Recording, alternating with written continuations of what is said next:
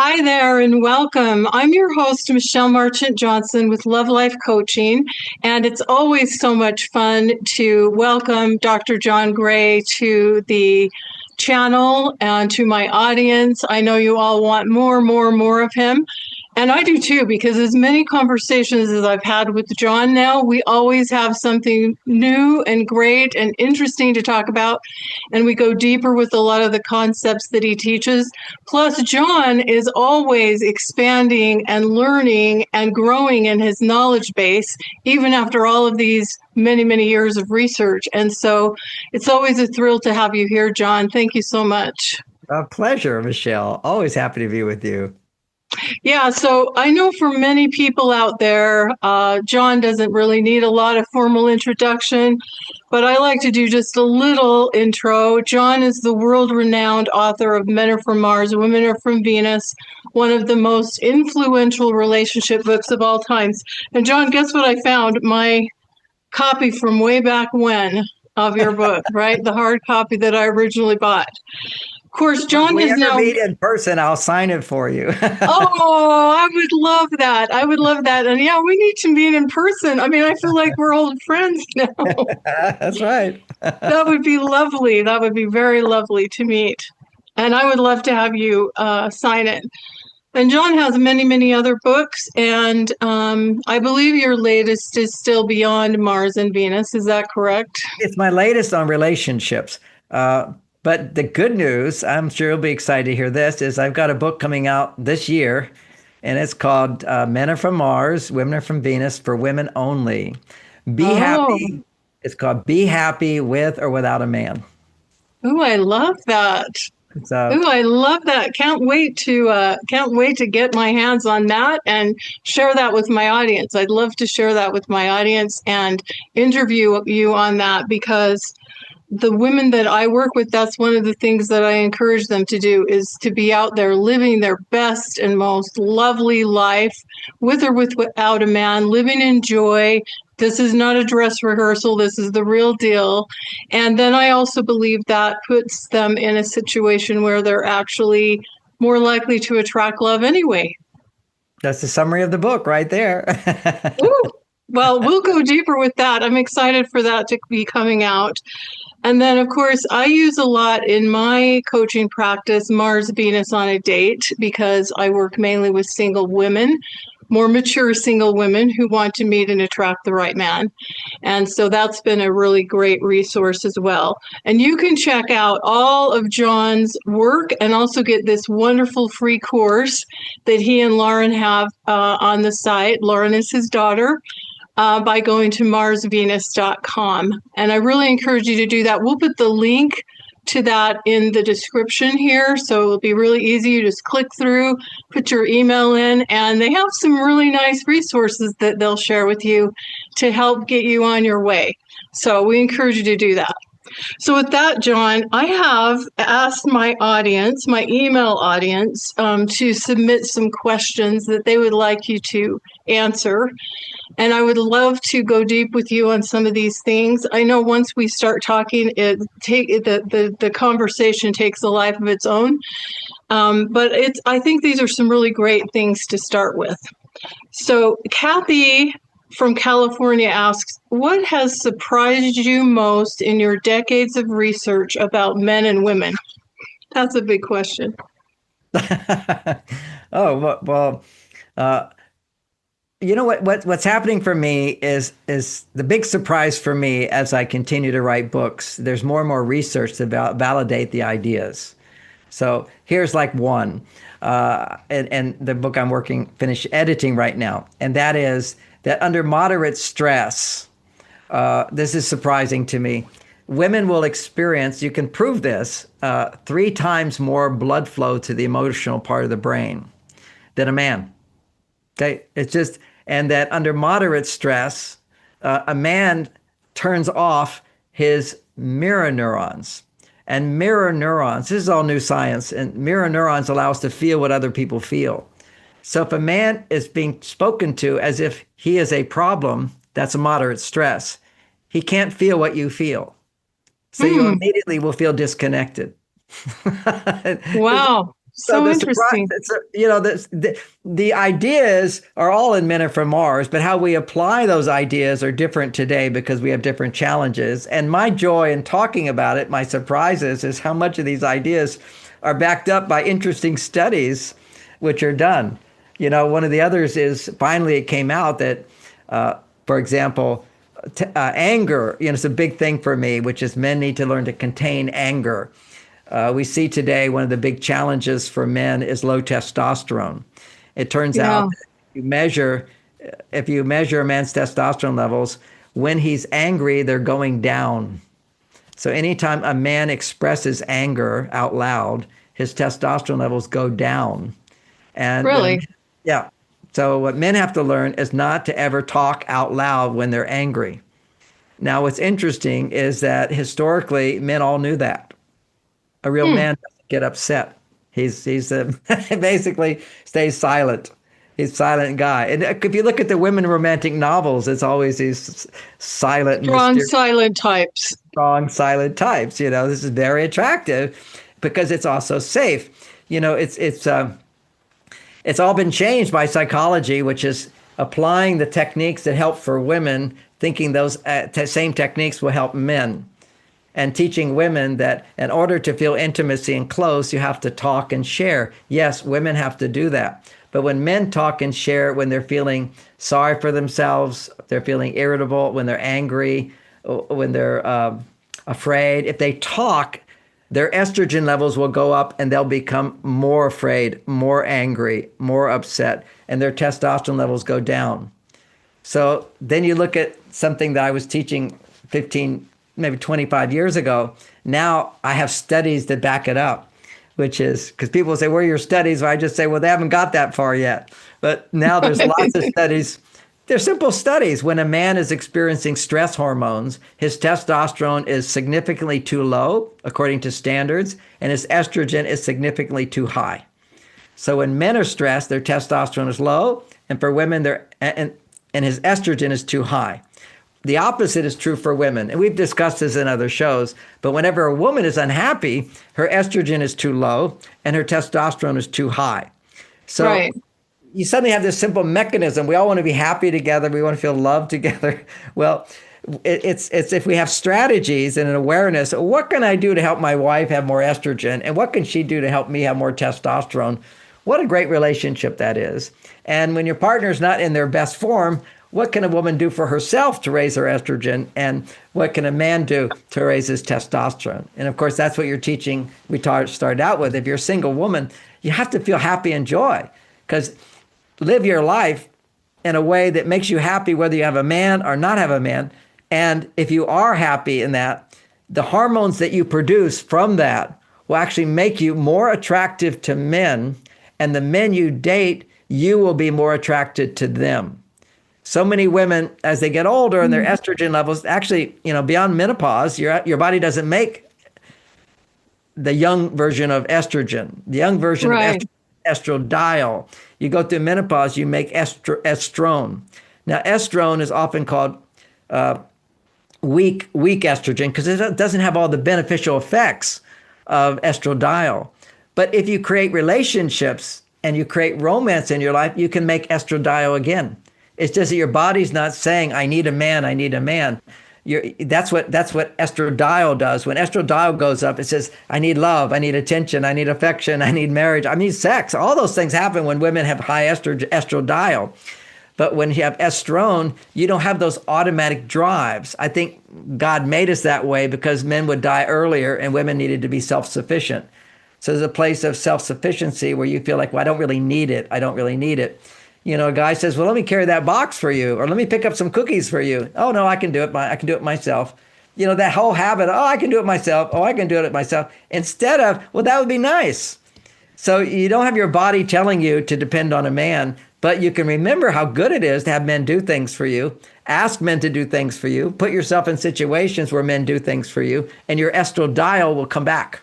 You can still make it. You just don't make it from your ovaries. Your adrenal gland can make it. Your skin can make it. You're just not going to make as much, but you don't need as much as long as you have the right balance for your age. And estradiol is possible and I have many women who are practicing these techniques of learning how to share your emotions with a man, how to get support from a man, how to create romance in a relationship where he's doing more things for you. And she blooms. She looks like you with pink cheeks and alive. This is and of course, that's why women put on makeup, actually. Right.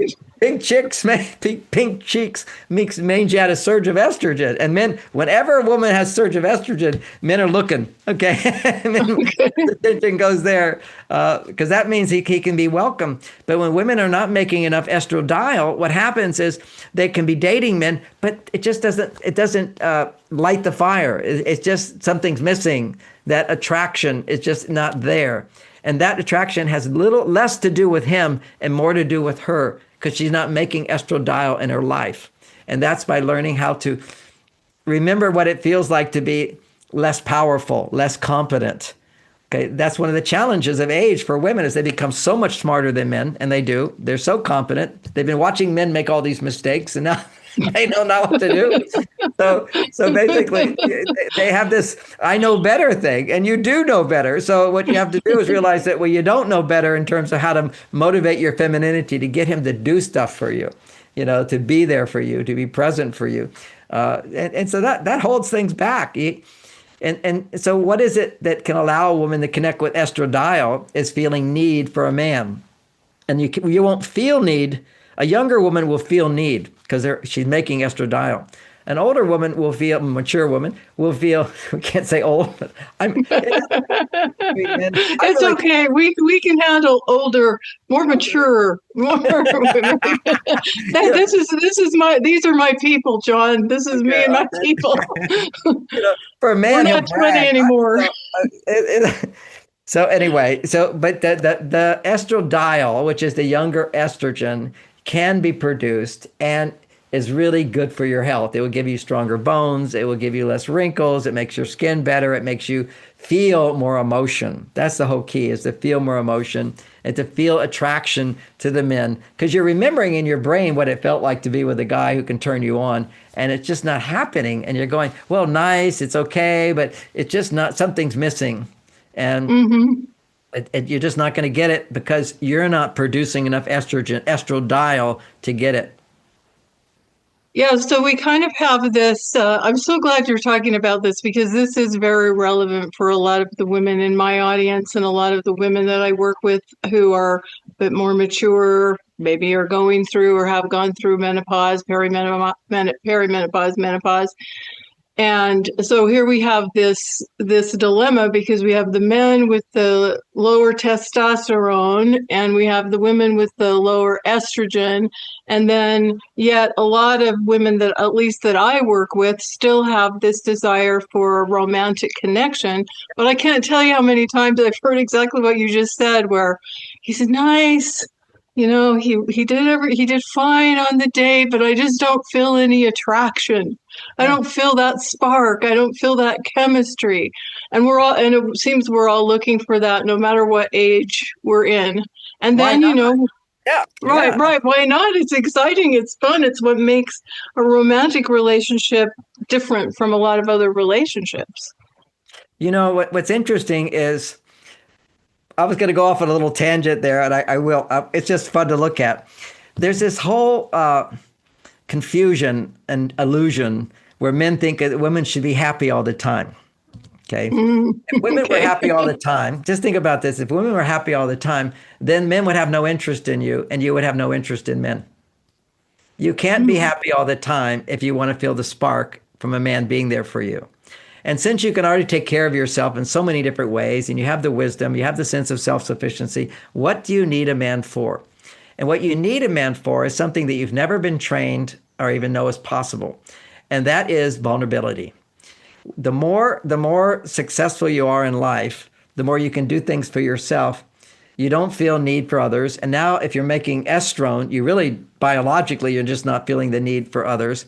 You have to penetrate into your younger self whenever you find yourself feeling bored or flat.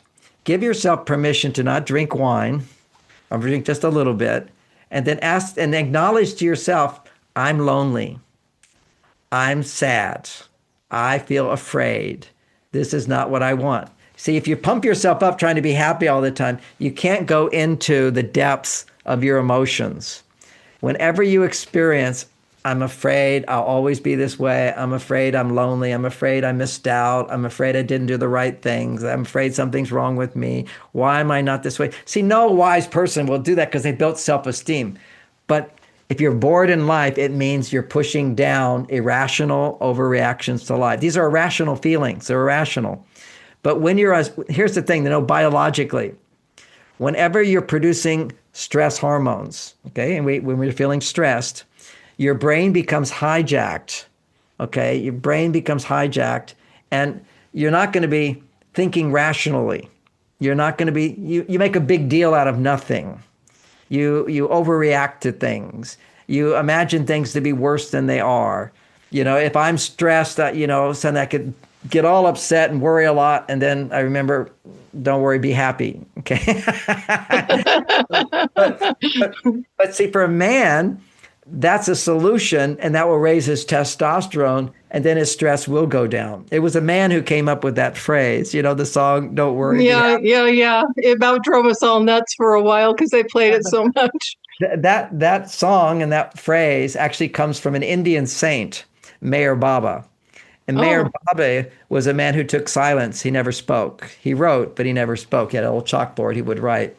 And that's one of the secrets of masculinity, to be happy all the time for a man, is don't speak. Just take that in. This is what I'm teaching men. Men all throughout history. I remember when I was a young boy, one of the most sweet memories was not even with my father. It was a friend's father who brought me fishing. And in fishing, you don't talk. You just have a goal, and you can't disturb the fish, so there's no reason to talk anyway. You just stay silent, all doing the same thing. And I felt so bonded. It's like sitting around the campfire at night. It's what men would do. They sit around sharpening their tools under the stars and just do something little and not talk. This is very universal for men. Not talking actually lowers men's stress levels and opens their mirror neurons, which allows them to feel more. Otherwise, men's mirror neurons are closed most of the time. For most men, mirror neurons, science has shown us, allows us to feel and to feel what other people feel.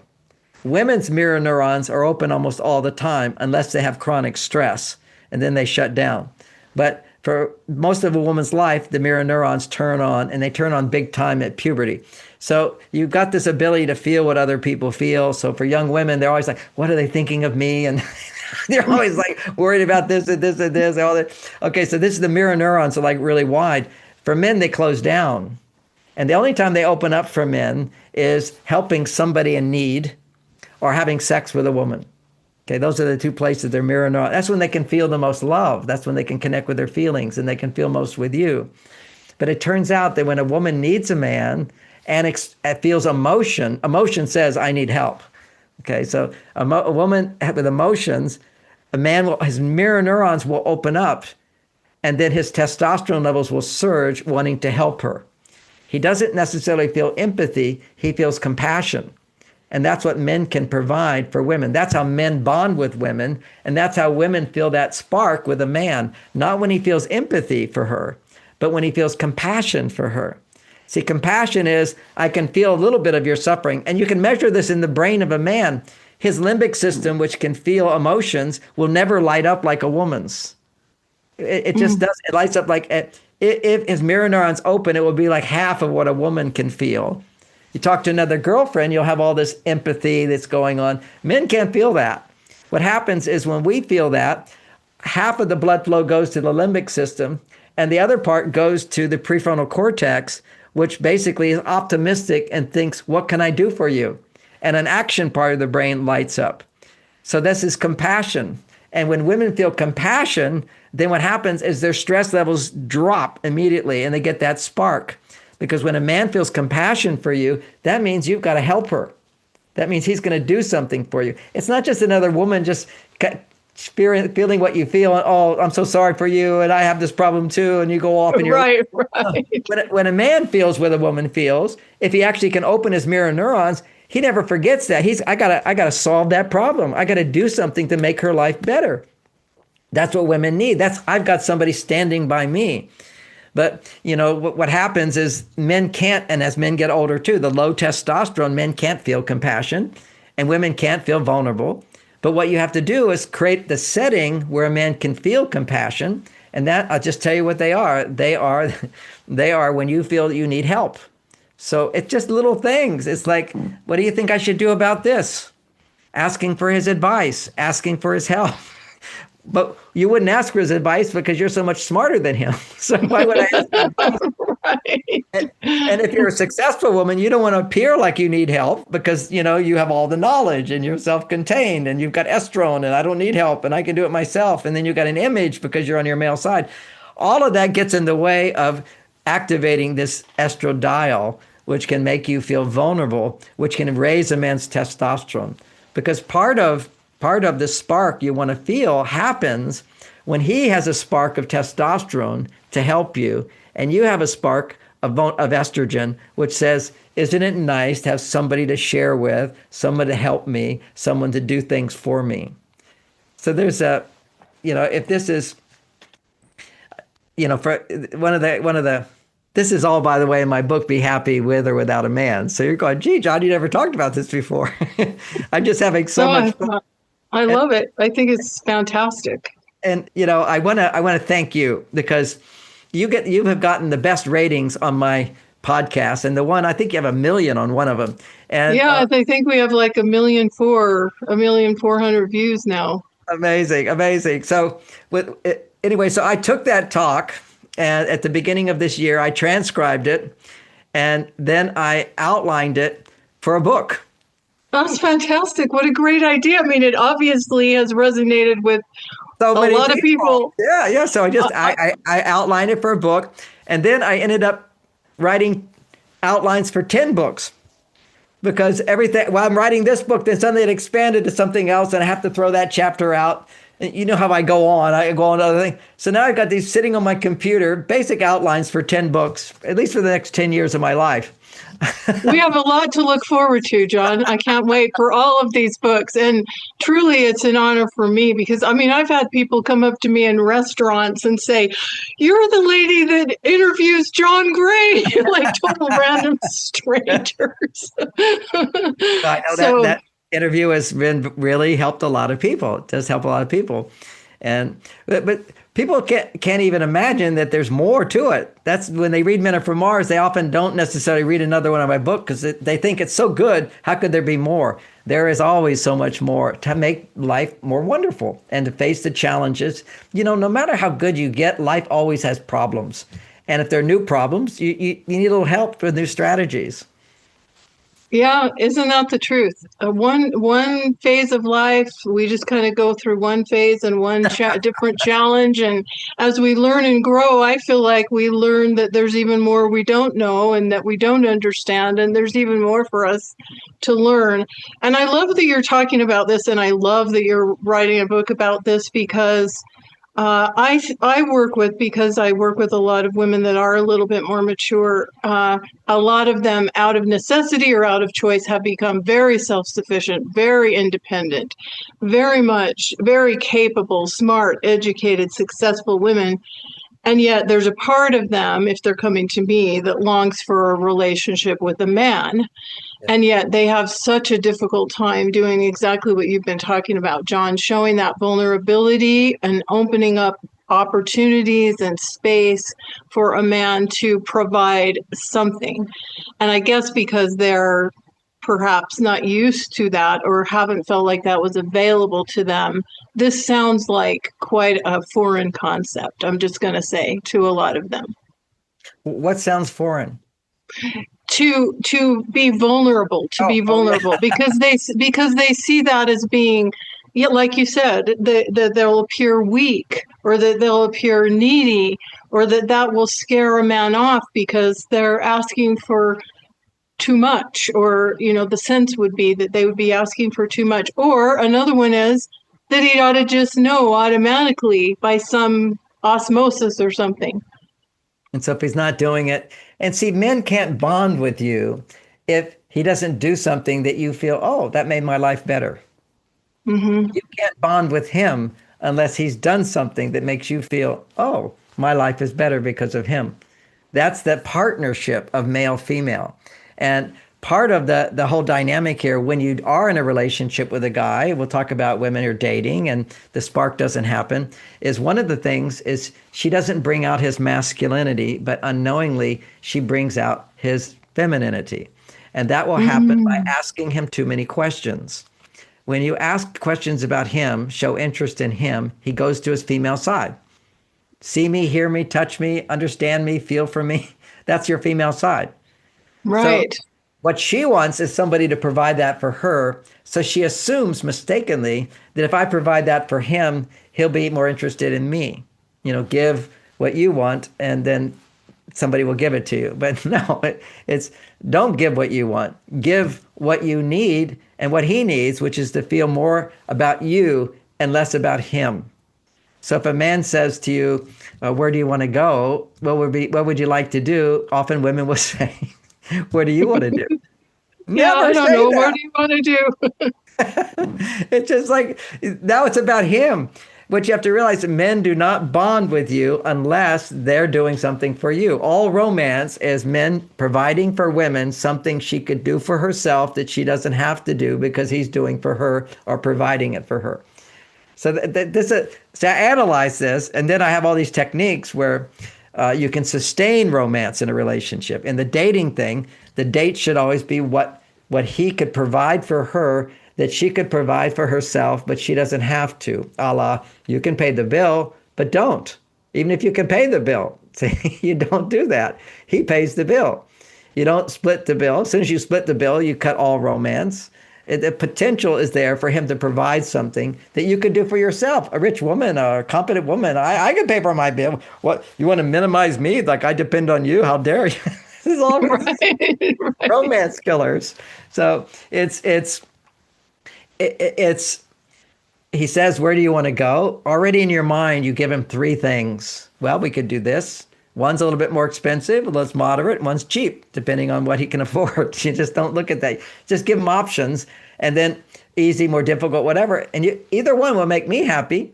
And then that's the answer, either one. You pick, then let him pick. So he gets to be, he picks, he provides, he does it. And clearly you could do it for yourself. You already thought of it for yourself, but you're giving him the option to take responsibility for it. So it's a key thing, it's a little change. Asking a man to help you with something. Women used to have all, the whole ancient romantic things is drop a handkerchief. So he'll pick it up for you.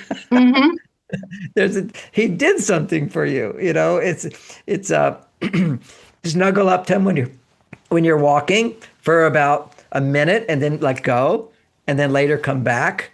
Because whenever you do anything, we habituate. So you don't want to hold his hand for too long, or if he's holding your hand, you hold his hand and then let go and then come back to it. Just let it be a moment as opposed to, having his arm around, snuggling up to him the whole time. It can be a little too much focus on him to be thinking about you while he's trying to walk. So if you come close and then you let go, there's asking too many questions about him. I mean, you want to gain some information, but don't say things like, what do you feel? Or, oh, that must have been bad, or that must be so hard, or nothing about feeling sorry for a man. No sympathy, no empathy. And many women make this mistake because they want that empathy, and yet they don't want to be vulnerable to show it, but they'll show it to a man. Right. Right. I mean, there's definitely a challenge for women who are always wanting to get men to talk about their feelings, and then men don't want to talk about their feelings, and it doesn't work the same way. I think that's part of what you're saying. It doesn't work the same way for a man. He doesn't feel a lot better after he talks about his feelings necessarily to a woman. Am I understanding?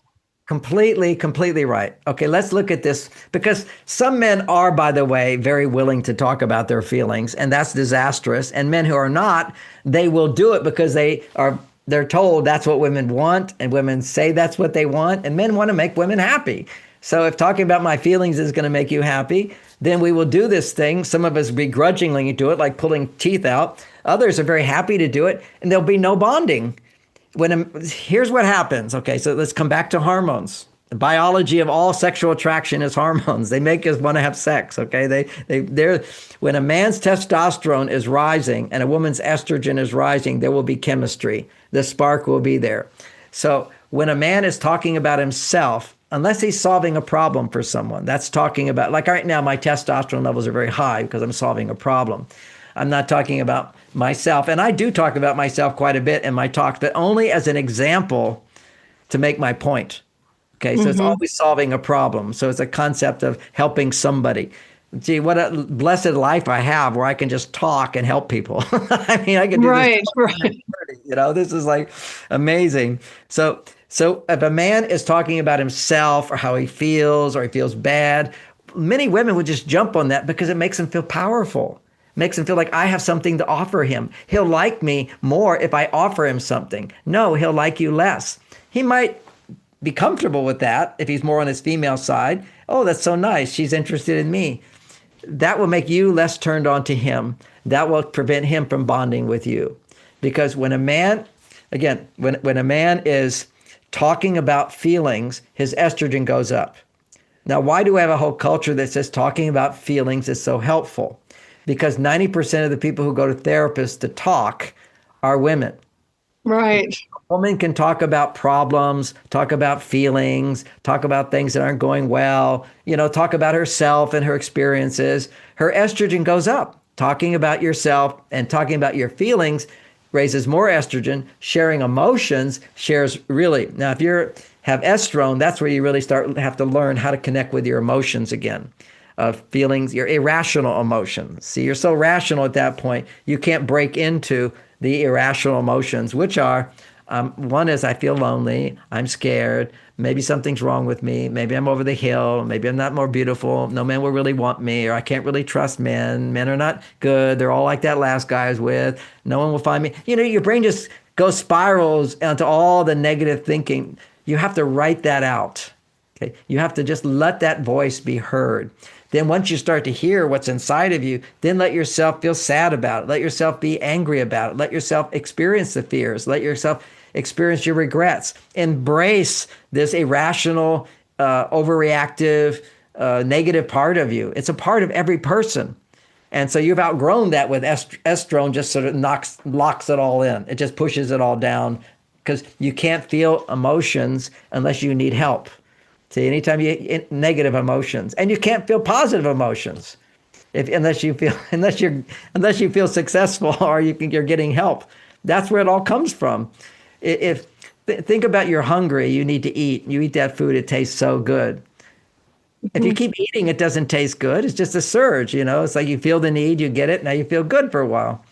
If you notice, I'm not wearing glasses. I had my what are those?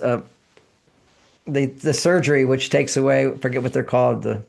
Anyways, the cataract. The cataract. Did you have cataract surgery? Yeah, I had it. I'm so happy. I can't believe it. It's like I see so much more light because the cataracts were blocking the light. And now I don't have glasses. I can see. I'm like amazed. Now, there's certain problems about it as well because I have one eye does short, one eye does this, so I don't have depth perception, which creates a problem. But I don't mind the problem at all because I can see and I have light. See, that's what happens when your brain is functioning in a non-stress way. You look at the negative, but you balance it with yes, but the positive is so much more. When you're stressed, and you're not making enough estradiol, you're not going to have this ability to look at the negative and say, well, he didn't wash that glass, but he washed those plates. See, when you're negative, you go, well, he washed the plates, but he didn't wash the glass. The glass is still dirty. So it's the way the brain switches. Either it looks at the negative, but then it looks at the positive, or it looks at the positive and minimizes the positive by focusing on the negative. And this is what happens when women are not making enough estrogen. The estradiol. So this could apply to certainly in dating, because you can see the positive or you can see the good that a man has to offer, and not focusing on whatever you might see as imperfect in him. Also, in a long-term relationship, where let's face it. Both situations. When you're dating, you're in a stressed state. Come on, you're with a strange man. You're just out there. your brain goes into adrenaline right away. Okay. And so your brain will go into this bias of it's like a capture. In science, they call it, the brain becomes hijacked. Okay. It becomes hijacked by negative stress hormones. They literally control how the blood flows in your brain. One of the things that happens, amazing stuff happens. You can measure brain scans, and what you see is that when women experience moderate stress, one of the things happens is that for a while, the blood flow stops to the prefrontal cortex altogether. This is why they explain that a woman gets upset about some little thing, but she gets upset. She can ruminate over that same thing for days. Oh yeah. I've been there, done that. Uh-huh. So this is a stress reaction. Now, how does she combat that stress reaction? At any age, she processes her emotions. Because anytime you have a stress reaction, if you're a woman, you need to increase your estrogen levels. Okay, that's it. You have to increase. So by becoming aware of what you feel, self-awareness will increase your estrogen levels. And if what you feel as a negative emotion, it will increase your estrogen even more. This is estradiol comes up when you can cry out for help, I need help, please come. I want this. That's part of why women like to shop, is at least when you're shopping, you're aware of what you want. Oh, I want that, or I like that, or I could have that, or I don't have that, along with everything is new and different. What's new? What's a new outfit? These are all like key brain stimulants to allow you to experience heightened estrogen, which, by the way, when you go shopping, it does create estrogen. but it's not, you can go broke too. So you have to be careful. Right, right. We don't want to use this as an excuse for going crazy shopping, right? Right. Well, I tell you that I was at a convention one time, and, you had these different booths. And I was like looking at who has the biggest crowd around their booth, because I usually get a big crowd after a talk, but I wasn't just there. So I'm a little jealous. Who is that over there? And there's like 50 women all around doing a makeup demonstration. 50 women, all, they all just skincare, major thing for women. My wife Bonnie, she passed on. I'm now remarried, and the wife I'm married to now does skincare. And so we were in the grocery store, and she's amazing. And wherever she goes, women will go, "You look so beautiful." She's an older woman. "You look so beautiful. What skin product do you use?" She sells skin products. Wherever she goes, she sells skin products. The phrase they use, "What product do you use?" It's so amazing. It's like men, like they say to me, "What product do I use for testosterone production?" And I don't use any products, by the way. I just eat a lot of protein, and I don't complain. That's a big thing. What women don't understand is, again, you're with a guy. If he starts to complain about his life or express his regrets, that's his negative side. Everybody has a positive and negative side. If he's sharing these insecurities, these doubts, or his frustrations, or his criticism of the government, whatever it is, if he's negative, you're going to get turned off. Okay? Right. Because he is expressing his female side. His testosterone, whenever a man is angry, his testosterone is low. His estrogen is high. What will turn a woman on is when a man's testosterone is high and his estrogen is not so high. So it has to be this right balance. And when he has that balance, being in his presence will allow your estrogen to go up. You'll feel safer. You'll feel seen. You'll feel heard. You're the star of the show. It's about you. It's not about him. It should never be about him. It should be about what he did for you, the star of the show. Yeah, so powerful, and definitely not the way we're all operating at times. And a lot of this feels, I believe, counterintuitive to women, because it does make us feel better to talk about our problems, or to share with someone, or to get it all out. And you're recommending you can write it out, or you can talk it out, or you can go to a counselor. Or there's a lot of ways for women to get that out. A lot to talk to another woman. But never talk to a woman who agrees with your negative emotions. So this is also shown to raise your stress levels. Is that what will happen? They can see brain scans when two women are upset about the same thing and they're both talking. They have more stress hormones, and there's more activation of the limbic system, because you're getting agreement with your unhappiness. When people agree with, now this is something that took me years to figure this one out. This is this phrase of, women need validation.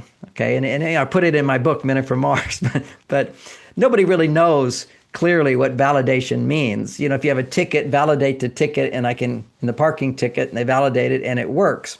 Okay. So to validate a woman's negative emotions, so women want to feel, I'm upset, I want to feel validated. Well, if you say that to a man, to validate means it sounds like you want me to agree with you that all these crazy reasons that you're unhappy about are true. Like, Right. you know, like, let's take a simple example. I don't want to there's so many examples, but I'll just do one of my daughters. We're in the restaurant. This is when they're growing up, and she says, that waitress doesn't like me. Wherever I go at a restaurant, they never like me. Why is it they never like me? Now, to validate her, should I say, yeah, they don't like you. Maybe it's like you're not nice to them. Your wife basically says, they don't support me in the office. You kind of go, well, I can see you're not supported. Maybe there's a reason they don't support you. I mean, you want me to agree with you and analyze why they don't support you? You know, that's what validate in his mind means. And what does validate really mean? Finally, I was able to articulate it into words and writing. To validate means when a woman is upset, to hear her negativity, because that's what anger is. That's what sadness is. It's all negative. It's looking at the dark side of life. When you're looking at the dark side of life, how do you validate that? You have to have an awareness that this is a temporary state where she needs extra love and support for her to come back to a more happy place. And I trust that she can do that. And I don't see her as a negative person just because she's having negative emotions. And I don't see her as an incompetent person just because she's being irrational. See, that's the validation. You can be negative and I can hear you knowing that's not all who you are. You can have problems and I can validate what you're going through and recognize that you're still a competent, reasonable, loving woman. That's validation. As opposed to agreement. You know, if somebody says, I feel like I'm in counseling and somebody says, my husband doesn't love me, am I supposed to agree with that? I say, yeah, your husband doesn't love you. You should probably just leave him. That would be a logical response. So validation is to hear negativity, particularly a woman's negativity, and hold a space where you know that it's a temporary expression of stress. And when she feels heard, she'll come back to the beautiful, wonderful human being she is. And her rationality doesn't mean she's not a logical person. She's temporarily not logical, but she's still a logical person and competent and capable. That's validating her as a person, even when she's out of balance. Does that make sense to you? Yeah, that was so powerful. That was so well said, and really nuanced understanding of that. Because yeah, it doesn't necessarily make you feel better if someone says, yeah, your husband doesn't love you. You should leave him, like the example you gave. He probably doesn't love you. You probably should leave now. Just holding that space, being heard, it's a chance to get it out. It's a chance, like for me, I tell my husband sometimes, I'm like, I just need to talk to process this. That's it. And you don't have to solve it. You don't have to fix it. I just need to talk to process this. And we've done that many times in our marriage, and then I'm able to like get it out, and then I'm able to think more clearly. I'm not so stressed. I'm not so anxious. I don't have the spiraling negative thoughts like you were talking about, because I've been able to just like get it out. And sometimes I'll ask him, what do you think, or what do you recommend? But other times I just need to just have someone listen to me, someone who cares about me, to be present. And so he understands that now when I just say, I just need to speak. I need to get this out by talking through it. And I just need you to listen to it, even if it doesn't make a lot of logical sense, or I'm hopping all around from one thing to another and this side and that side. And it sounds like, where are we going with this? I just need you to hear what I have to say so that I can get it out. And this becomes easier and easier for men to provide that if women realize you have to tell him every time, because he doesn't know which kind of conversation is this. You need good point. Turn a switch. You need to tell him this is just, I call it Venus talk. This is, and need to give him a time limit. Now, right. In the beginning, maybe women think, oh, that's too short. But actually, if you say to him, I just need to talk for 10 minutes, I'll feel better. And then you give me a hug and I'll feel even better. Then what you do is you wander around in your feelings. The more emotional you can express, the better. The more irrational you can be, the better. As long as afterwards you say, now I feel better. Thank you. Then he learns how to contain his reactions. Because as soon as you talk about anything that's a problem, we are designed biologically, when there's a problem, to solve it.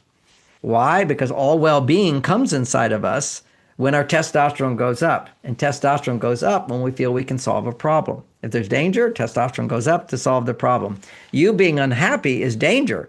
His danger. I need a happy wife. I want her to be happy, and I want to feel loved by her. I need to help her be happy.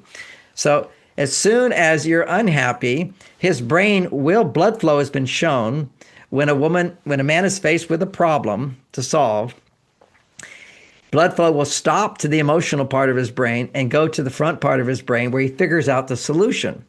But if the solution is for him not to talk or even think about a solution, then he stops thinking about a solution and doesn't talk.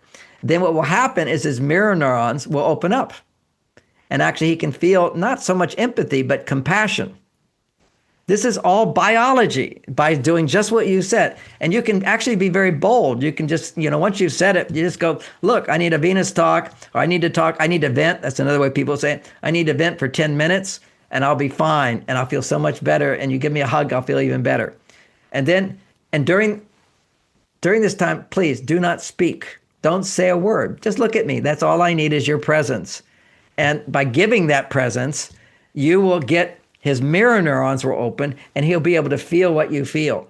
I started out because I was just reading a book about Meher Baba and be happy, don't worry, that whole thing. Well, Meher Baba was in silence. He healed all these people by not talking. He would just have them talk. He would hold their hand and he would look at them and that was it. And they would be healed. Now he had extra healing power, but what it meant is by not talking, his mirror neurons were wide open. Silence opens a man's neurons. It's amazing. And yet our culture is like we always have to be talking. And particularly women, they feel insecure when a man's not talking. And what's he feeling? One practical thing is if you are talking to a man on a date and he does disconnect, that can you kind of go, what did I say? What went on? And then you'll ruminate about that. For days after the date, the women are ruminating. What did I say? What did I do? What? Did I do the wrong thing? Should I have done this? Should I have done this? Okay. So, but when a man detaches, because a woman doesn't understand men, she interprets that to mean what a woman would mean if she detaches. And that detachment is the closing of the mirror neurons. So only time a woman's mirror neurons close is when she's really upset with somebody. It's like, you've really upset me. You betrayed me. I've given to you. I feel resentful. I don't want to talk to you. Mirror neurons will close. Otherwise, they stay open. A man's mirror neurons close just like that. As soon as there's a problem to solve, particularly someone he cares about or wants to impress, mirror neurons close, blood flow stops to the emotional part of the brain, goes to the front part of the brain. You will feel that disconnect, and you feel like, oh my gosh, what did I say? What's going on? So one simple thing is to be conscious of these processes. And what you can say to him at that moment is you say, when he pauses from talking and connecting, you just say, oh, so you're thinking about that. And then relax into silence. And he'll immediately reconnect with his mirror neurons. They'll open right at that moment. He'll say yes. Whenever a man is saying yes, mirror neurons are opening. Okay, it's just like yes. When you're having problems, talking about problems, and particularly when it's your husband, see, he's more emotionally connected. Immediately he wants to go save the day and help you why you shouldn't feel that way. The way you can help me, just don't speak. Just think about what I say. Try not, actually, this is better. Try not to think about it. Just feel what I feel. And that becomes his new goal. And when his goal is that way, his mirror neurons will open. Blood flow will go to 3 parts of his brain. One to the emotional part of the brain, not as much as a woman, but it will go to empathy. It will go to the prefrontal cortex, which says, well, how can I help her? It will go to the action part of his brain, which is, what action can I take for her? His testosterone level will go up and he'll bond with you more, all because you shared vulnerability. Amazing. It is amazing. And as you were speaking, I was thinking about times when I've felt overwhelmed. And I know you talk about that in your books too, when women feel overwhelmed and or I feel like there's just too much to do, or there's so much on my list, or I feel so much pressure or pulled in so many different directions. As women, we often, and I'm sure men do too, but as women, I Not as know we much as often, women. Not as much as okay.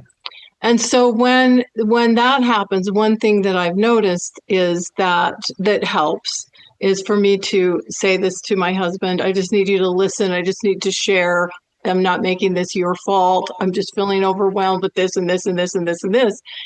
And then I have started, and this is something I've learned, there might have been a part of me somewhere in the past that would have thought he should have seen I have all these things on my plate and he should have been jumping in and helping me more. But now I've learned, John, through talking with you, through studying your work, that I need to be able to ask him. And so I'll say, would you help me, or would you do this, this, and this, and take those off my list? And a lot of times they're small things, but like it can, even if he does one or two small things that are like weighing on my mind, because we have so many things on our minds so often as women, it makes me feel so much better, so supported, and he gets to feel my appreciation and gratitude, and I feel like he cares about me, and it's a whole nother opportunity for us to connect. Where in the beginning, I might have been thinking, early on in our marriage, I might have been thinking he should be able to see all these things that are going on, and he should be jumping in and helping me. So, like the asking, learning how to, one of the things that has been so profound in talking with you in my own marriage is instead of like criticizing or being upset with him or making him wrong or bad in my mind, or giving him the cold shoulder or whatever we do, silly games that we do, is just share and ask for support, asking for help. And I guess that's part of that vulnerability that we really started with, is me tuning into my own feelings, my own needs, even wants. Like a lot of times I think we have to be reminded it's okay to have both needs and wants, and to yeah. ask for support in those things. You are so brilliant. I think that's why people like our videos the best. I always enjoy talking with you because you're able to hear what I say and then say how you're doing it and how you apply it or why it works. People need examples of seeing that this stuff works, that this is very, very real, because it's very scary to ask a man for help. Now, It is. now realize to do something that's scary makes you feel vulnerable. See, that already to do something which is scary makes you more attractive to a man. And so this can be applied not so much in the dating, but it can, but just to know, I'm thinking of single women at this point, but I'm going, when you're in a relationship, there's so many extra things you can do to change your history of relationships. And what you've just explained is, you've been in relationships where men stop doing things and giving. That creates a kind of a jaded perspective of men, more mistrust. But when you can see things you could have done that you didn't do, your sense of, we could try that out. It's an eagerness and openness to be less judgmental or less mistrusting of men when you can see how you could have done it differently and gotten different results. And that's what you do for people. And I have a new process that I'm sharing in the new book, which is fun to share. It's called the five finger ask. Have you heard that I've done that on your shows before? Mm-mm. Okay. Mm-mm. So this is sign language. Sign language is really good for guys. Okay. It's silence, it's making a request. Now you probably remember when we're driving in the car, my wife wants me to slow down. We do sign language. She just grabs the handle and I immediately slow down and I put my hand on her thigh. I said, and I did that for you. And she's so sweet. She says, I know, and I appreciate it. So it always Aw. becomes a moment of connection. Sometimes I would drive a little fast just so she could put her handle up and I could touch her and say, that was for you. And she always felt appreciative of it because she knew that I can drive fast and I'm a safe driver. There's nothing wrong with my driving. If we're late, she wants me to drive fast. Also at yellow lights, when we hit a yellow light, she feels more comfortable if I don't run the light, and I feel more comfortable running the light. And just to help remember this story, I would tell a very funny story because I do drive rather fast. And when I hit a yellow light and I sped up and went through the yellow light and the policeman pulled me over and he comes up to my car and He says, you know what you did? Actually, he didn't even ask me. I said, hey, I made it through that yellow light. And he says, yes, you did at 85. I got a speeding ticket. But yeah, that's just to remember this point. But whenever I would stop at a yellow light, I put my hand on her thigh, and I would always stop at yellow lights when she was in the car as a way to acknowledge my wife, who's sitting next to me, and she doesn't have a steering wheel, she doesn't have an accelerator, she doesn't have brakes. She's in a very vulnerable situation. So if men can learn to drive in ways that make women feel safe, that's the best estrogen stimulator there is. You'll see a lot as women get older, they're driving their husbands around. And of course, why? Because she complains so much about his driving. He said, okay, if you want to drive, then you just drive. Okay. And he'll just take the passive seat. His testosterone goes down and her testosterone goes up when you drive. It's a major testosterone stimulator for men. And it's a major stress stimulator for women if she doesn't feel that I can communicate and instantly get results. See, that's the key for women to say, I have a need, and he jumps on it right away. That's profound, as opposed to ask the guy to do something. He'll say, I'll get to it. And then he'll forget it and all that. So what this new technique that's so fun, I do in my new marriage now, which is I put my wife, I told her, just put your hand up. It's a signal, which means I'm going to ask you to do something that will take less than 5 minutes. And we're going to play a little game. And ideally, you do it every day, but you don't have to. And when she puts her hands up, no matter what I do, I stop instantly. I say, what is it? Because I know it's only going to take me 2 or 3 minutes. And it's going to help her brain stop obsessing over what she has to do. Because one of the most powerful ways to shift a woman's brain from all the things I have to do, you see, there's a momentum that builds up. Men have that momentum, but we have a way to turn it off. Testosterone turns it off. Okay, we can turn it off. You cannot turn it off. Okay, right. So that's why you ruminate. This is all science. Women ruminate. If you talk about your feelings to somebody who listens, that will help. But even more, okay, just without even having to talk, is to ask a man to do something that you can do yourself. Okay, and he will eagerly respond to it with no resistance. So ask a man to do something that you could do for yourself, that you would do for yourself, but you don't have to do for yourself because he's doing it for you. Now, this comes me back to the movie The Princess Bride. Do you remember that movie? Mm-hmm. Women in our generation, Princess Bride, great movie. She falls in love with the guy who's the country guy, doesn't have money or anything, but he's always helping her, and she asks him to do something. He always says, as you wish. As you wish. As you wish, as you wish, as you wish. And this is what women love, is if they have a need and a man immediately goes, as you wish. You have to, in that moment, she's a VIP. It doesn't have to be all the time. We have our separate lives but if you ask me to do something, only going to take me 1 minute or 3 minutes or 5 minutes max, there's no part of my brain that has any resistance to that if I know it's going to make you happy. So if you explain to a guy, this actually makes me very happy. It's the essence of what romance is. Romance is providing for women something she could do for herself for an evening. But it doesn't have to be for an evening. It's just simply what it is. It's to stop the momentum of her brain. And in NLP, it's called a pattern interrupt. You've got to interrupt the pattern. And so the pattern is I'm taking on more and more. It's like a snowball coming down a hill. If you just stop the snowball for a minute, the momentum is gone and it will just sit there. It didn't take big force or anything. Just stop it for a minute and the momentum's gone. So that's probably why it feels so good when even one little thing is taken off the list of the things that are going on in a woman's head. That's it. It just stops the momentum because you're in this momentum of I have to do.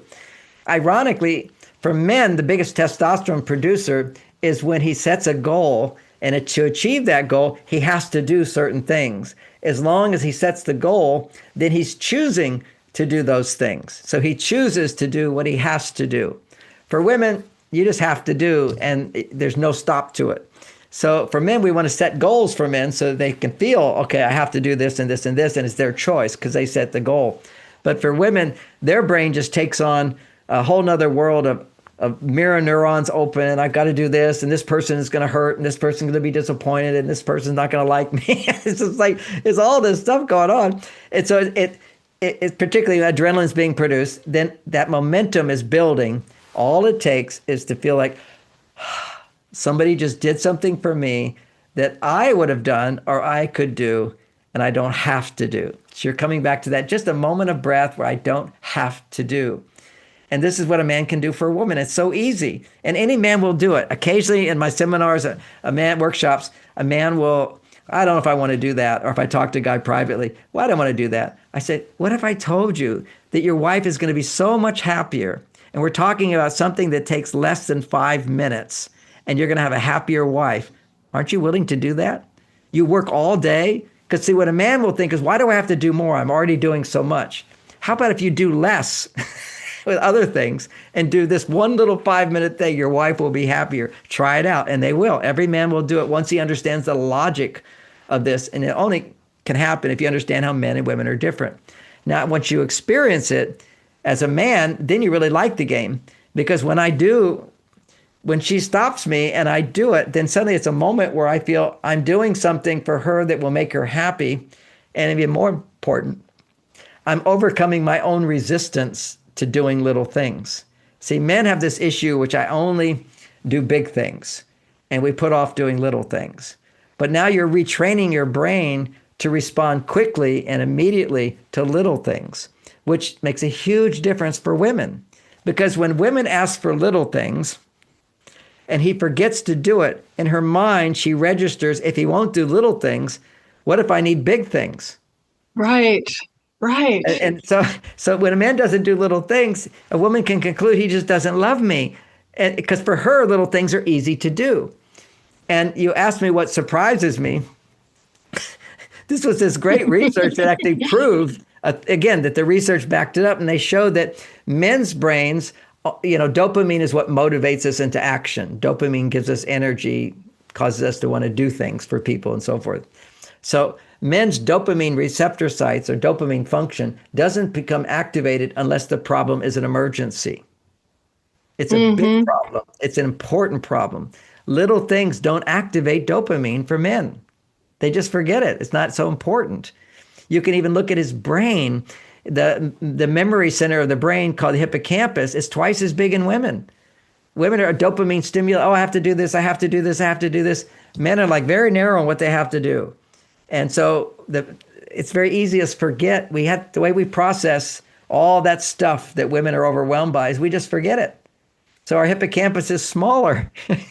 It's amazing how we're completely complementary to each other. But I've learned the experience of doing little things for her, how happy it can make her. Now let's add to another thing for men.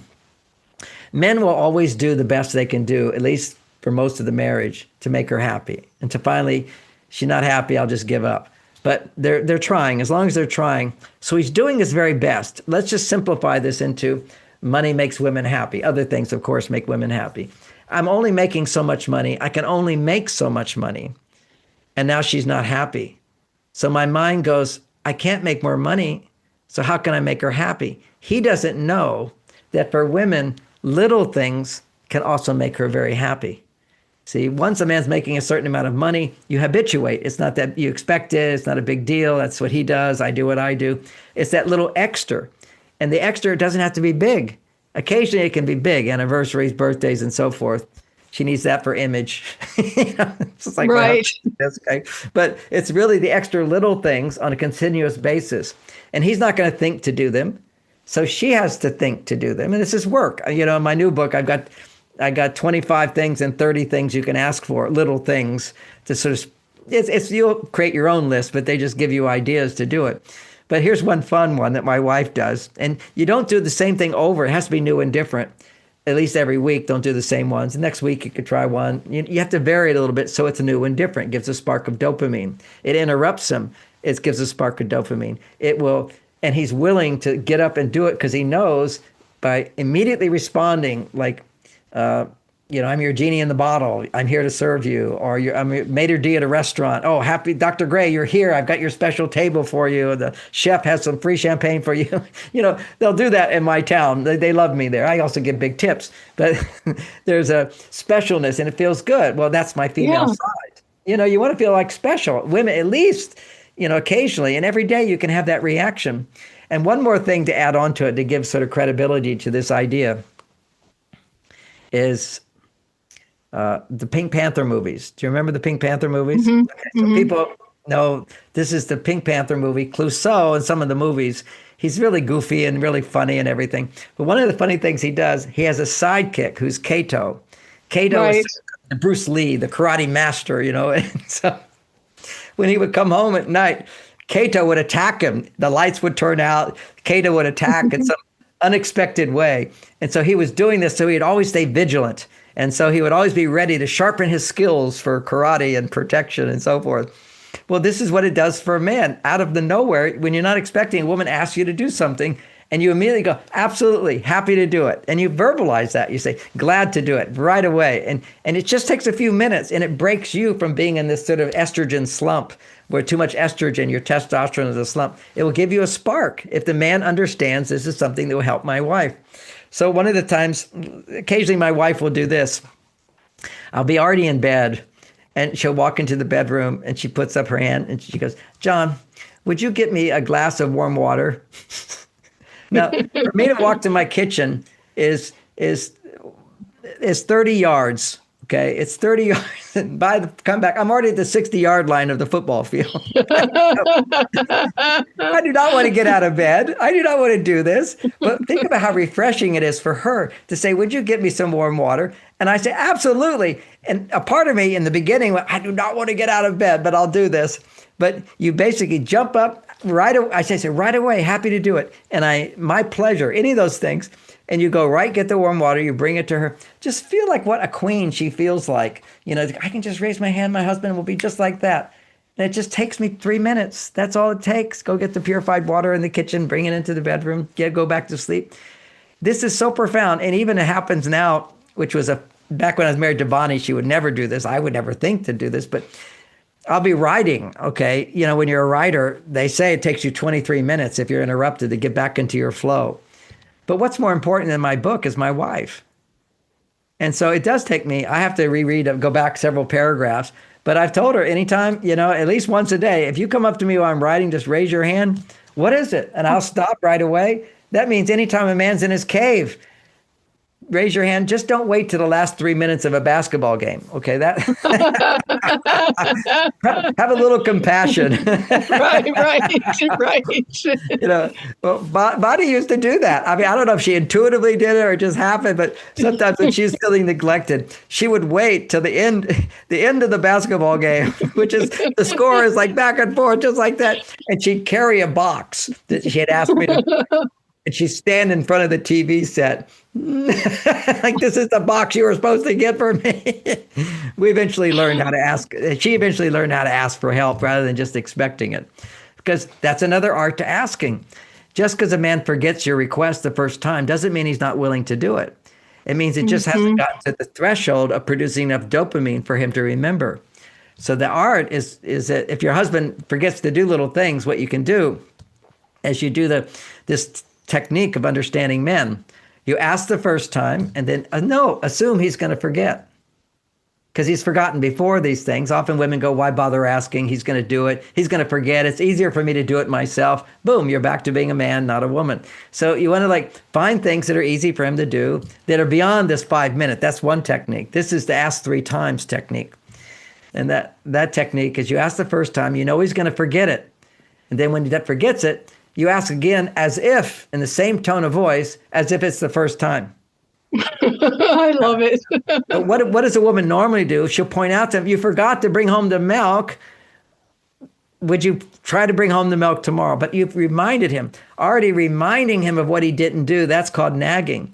You don't ever have to nag. You just have to ask again in a nice way as if it's the first time.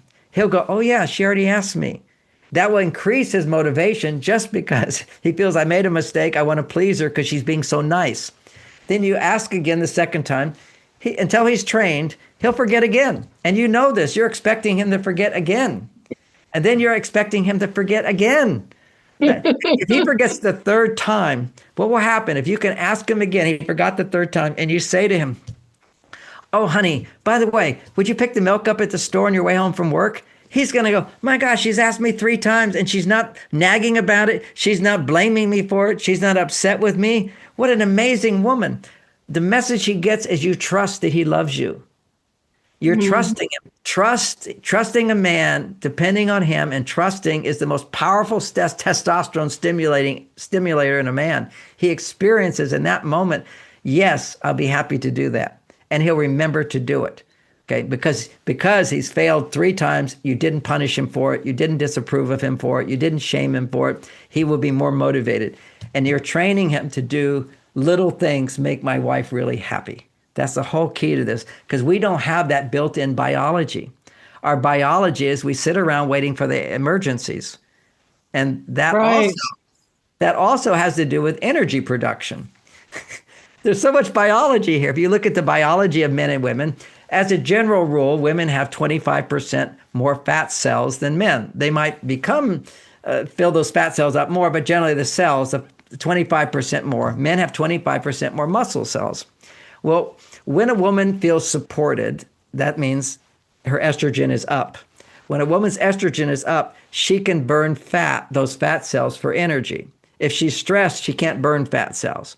You see women who are out there trying to lose weight and they're stressing out running. They're not burning any fat cells. You can't burn fat cells unless you're relaxed. So here she is. Nature did this, she has to have more fat cells to make a baby. The baby needs food. Okay, so all that. So she naturally has more fat cells, but they also give her all the energy that you need to raise a child if she feels taken care of and protected. So if she feels taken care of and protected, then her metabolism can burn those fat cells, and that gives her twice as much energy as a man. If you're a man without that much fat cells, you mainly run on muscle energy. And even then with the fat cells, the fat releases fatty acids, the muscles then use the fatty acids to make energy. But men only have muscles, and so they only have half the energy of women. So men are very conscious of this. How much energy do I have? So they're always waiting around for the most important action because they only have a limited amount of energy. So this is the idea I've explained to women. That's the biological foundation of a concept which I explain to women, is that men have an efficiency gene. This efficiency gene says never do anything you don't have to do. If you don't have to do it, conserve your energy for when you have to do something. So we're always focusing on what do we have to do, as opposed to women who are like, I can do everything. Take it all on. And then you become exhausted because you're too far on your male side. Because when you're on your male side, you start losing your estrogen. And it's your lack of estrogen that makes you tired. If you go to primitive cultures, you'll see women never stop working. They're always busy, busy, busy. And they're not tired. I've lived in the Amazon. I've been in India, a little village. Men are all just sitting around the fire. Women are making the food. Men are taking care of the kids. Women are doing this. They got all the energy to do it. They're not burnt out because they feel cared for, because the men are protecting them. It's a dangerous world. Those men, if there's danger, they have energy, and they'll go and they'll run and they'll do whatever's necessary. But because men are providing that function that's most important to women, which is protection, and doing dangerous, difficult things that are more muscular, which women couldn't do as much, they had a great appreciation for men. And that appreciation allowed them to have more fat burning, which gave them more energy, allowed them to be mothers without feeling exhausted and overwhelmed and stressed out, which so many mothers have today. Mm-hmm.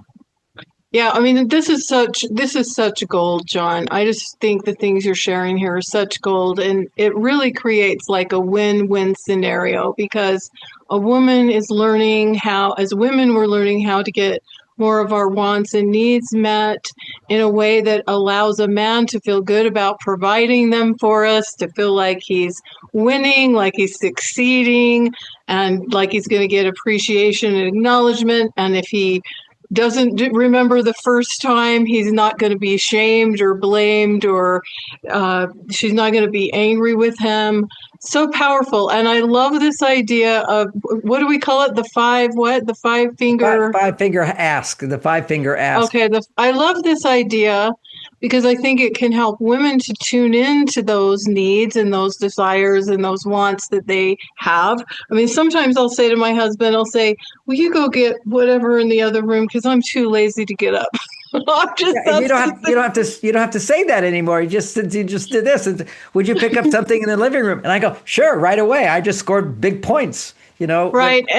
Right. And as you were talking, I had this flashback. So after my husband and I very first met, he grew up in a small town in Utah called Midway. And they have this festival called the Swiss Days Festival.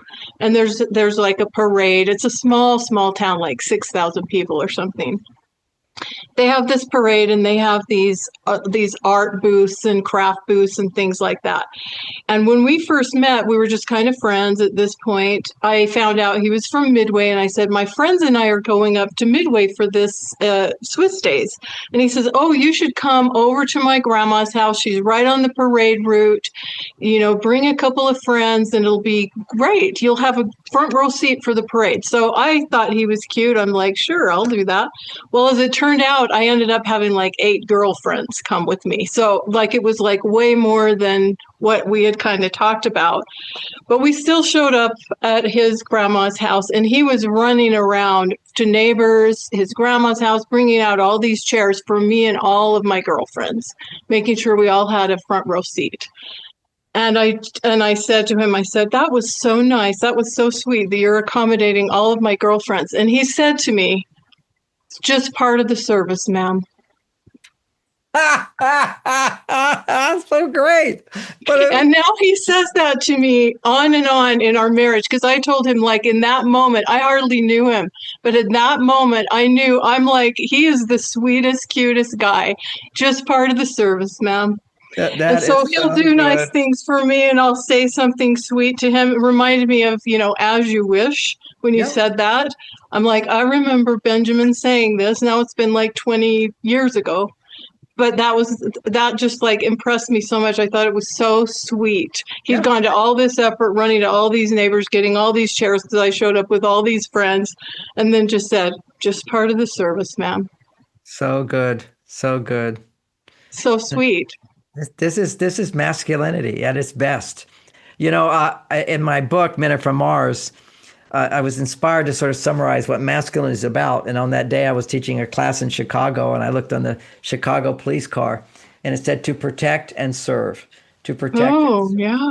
And so it's always been one of my mottos. But then I started teaching these classes now, and men are more on their female side. And they're not anchored in that masculinity. And one guy didn't like the seminar. Anybody doesn't like my seminar, I always try to find out why, what happened, what went wrong, so I can improve. And the wife said, he didn't really like this thing about men serving women. It's like he felt like women were more powerful or better than men, and we should just serve women. So now I use the phrase, I don't use the phrase about men serving women. I use the phrase men helping women. It's much more empowering to the man, and it's also more vulnerable for women. Because that's kind of the essence. Rather than being served, it sort of puts a higher thing on it. Although I love what he said, it's part of the service. That's just great humility and masculinity. See, the more masculine a man is, the more humble he is. Okay, this whole our arrogance in men is they feel insecure and they have to build themselves up, and they lose that humbleness. You'll see it with famous people. I was very fortunate. My wife would complain to me whenever I was arrogant. You're just so arrogant, and walk out of the room. That was her way of dealing with stuff. I think it's the best way. Don't have arguments. And I want to mention, although we're talking mainly to women, but this is something a woman can say to a man when she's in a more intimate relationship. Usually you don't share complaints about a man in the beginning of a relationship, and you shouldn't. Okay. But later in a relationship, complaints will pop out. Oh, why didn't you do this? You forgot this, or this happened. Or she's just upset. Oh, we're late. Why are we always late? Any kind of thing like that. She's upset about something. And men a woman can, basically, she can do this. She can go to him and say, sometimes when I'm stressed or we're rushed or something has shifted, I overreact. It's a natural thing for a woman. I just have a strong emotional reaction. And what I want you to know is that I need your help at those times. And the way you could help me is don't say anything other than pause if I've said something, then just simply say 3 words. I hear you. And don't say anything more. Let the silence be there. And in that silence, I'll come back to my center. I don't need you to say anything. Anything you say won't help me. Because often if you're upset, men will say, well, don't worry about it. It's not a big deal. We don't have to get there on time. Anytime a woman is stressed, don't talk. So you say to him, but he needs to feel like I can do something. So what he can do at those times when you're complaining about him or a situation or you're upset about something is that the way you can help me at those times, because my emotions are more sensitive. That's called being a humble woman. Recognize I tend to overreact. Things have a bigger impression. Sometimes I make a mountain out of a molehill. But when I do that, what helps me is if you simply just say, I hear you, and don't say anything else. And in that silence, I can come back to my center. It's very profound. And part of how I learned this is all experience and so forth. It saved my marriage. My marriage was always never going to go anywhere. But with Bonnie, it was just made it so much more peaceful, because there'd be these tense moments where she would just be so upset when I'd forget something or something went wrong, and she'd look at me, and it was like she's looking at me and I'm supposed to say, I'm so sorry. But when a woman is overreacting, making a big deal out of something small from his point of view, and it is a small thing. If she was having a free from stress day, she wouldn't be upset, but it's the straw that breaks the camel's back. She has an eruption. Right. So she says something, and what I learned to do, and she'd look at me and she's like looking for me for validation. And for many women, validation would be for a man to say, oh, I'm so sorry. But a man can't say, I'm so sorry for something that is an exaggerated mistake. Okay. It's a little thing. You don't say, oh, I'm so sorry. And particularly when a woman is activated stress, it's impossible for a man to authentically say, I'm sorry. So what I could do is I can say, well, I can apologize for that. I apologize for that. That at least I don't have to connect with fake feelings, because to apologize is not feelings, because I'm not feeling any. I'm triggered too. If she's triggered, it will trigger me. So I'm not going to suddenly feel like, oh, I'm so sorry. That's a very vulnerable place for a man to go. And he can go there, of course, if something was legitimate, like you kept me waiting for 3 hours. I was lost. I'm so sorry. You see, that's a legitimate type. It's more reasonable for her to be upset. So anyway, from my point of view, I saved all that confusion, everything. She'd get upset with me, and I would just say, I'd look at her and I go, I hear you. That's it. Those 3 magic words, I hear you. Because what's the point of communication is you said that, and I've heard her, and I do hear her. I hear you. And then let the silence be there. And so I had something to do whenever my wife complained. Otherwise, what all a man can do is defend himself. All a man can do when a woman complains is explain why you should still love me.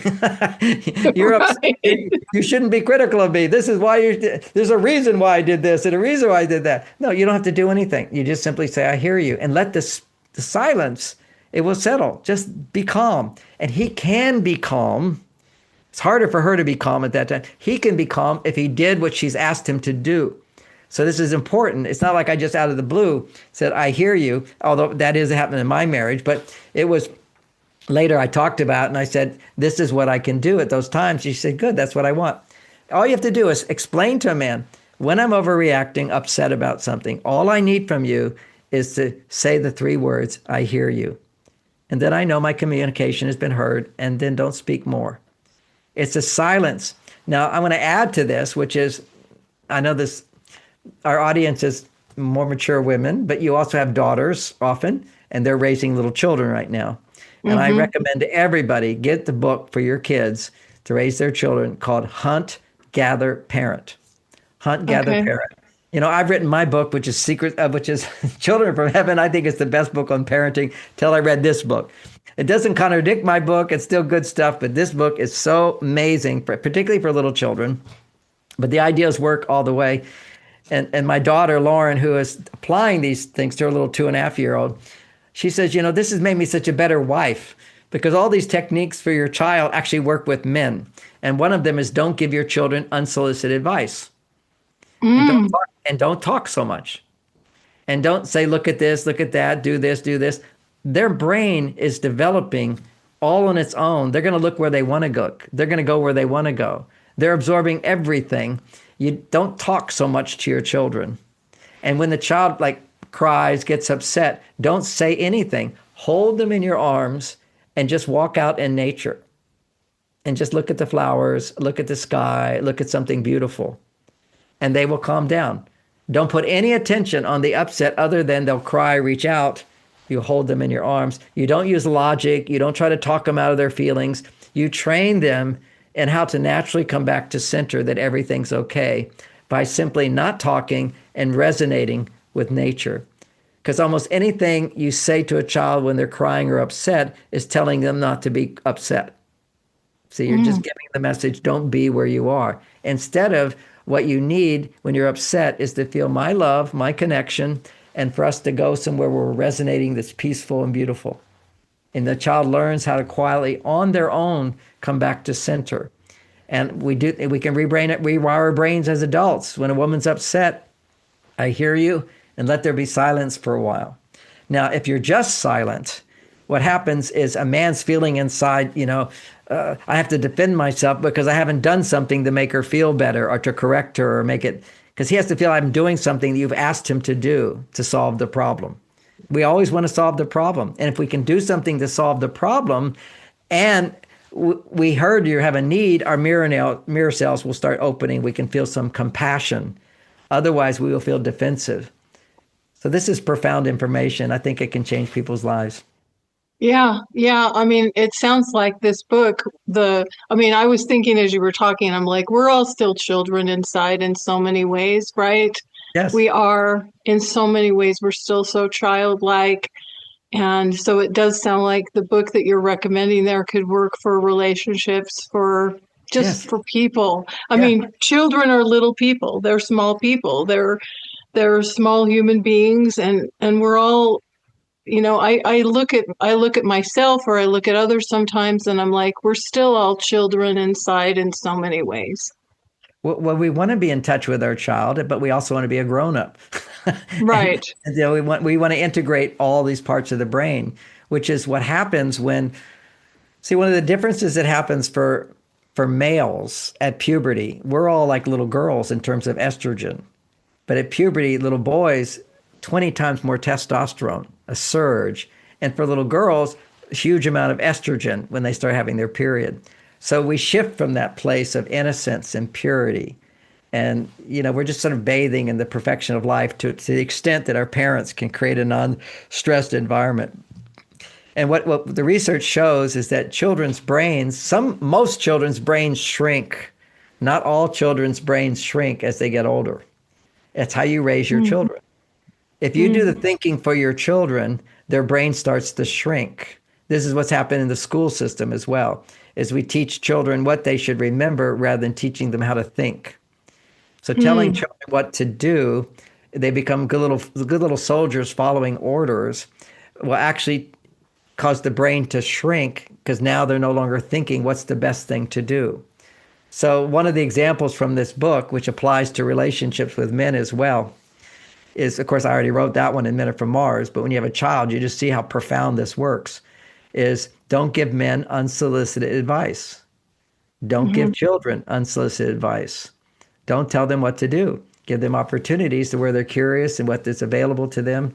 And it's a lengthy book. And my daughter says nobody will get it unless you read it 3 times.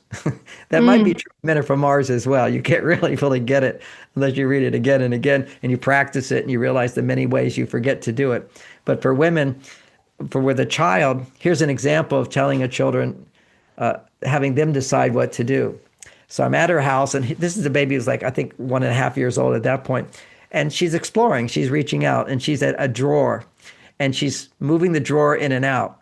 And immediately I want to say, oh, don't do that, it will pinch your finger. Okay, don't do that, it will pinch your finger. What Lauren would do from the book is she just simply says, if you do that, it will pinch your finger, and then look away. And now they're Mm. left to decide on their own. If you look at them, if you do that, it will pinch your finger, and you look at them, they'll still do it. But if you say, first of all, they're going to make the decision, okay, to do it, make a change. So you said, if you do that, it will hurt your finger. It will hurt a lot, and then look away. And it's up to them to decide. Now you sort of glance to make sure if it was something dangerous, you would be more attentive. Otherwise, you just look away. Now you're up to deciding. We're going for walks. If she starts to walk into the street, I say, if you go into the street, you can get hit by a car. That will hurt a lot. And she'll walk back to the curb and go, and then you just look away. So they get to decide on their own. They're using their developmental thinking of making decisions on their own. This is at 1 year old. This is at 2 years old. This is a child who basically, the other major thing is not all parents can do this, but whenever you're with your children, let them do adult things. Don't just have them play games and whatever. That can be a small part of their life, but have them, if you're folding laundry, they should be folding laundry with you.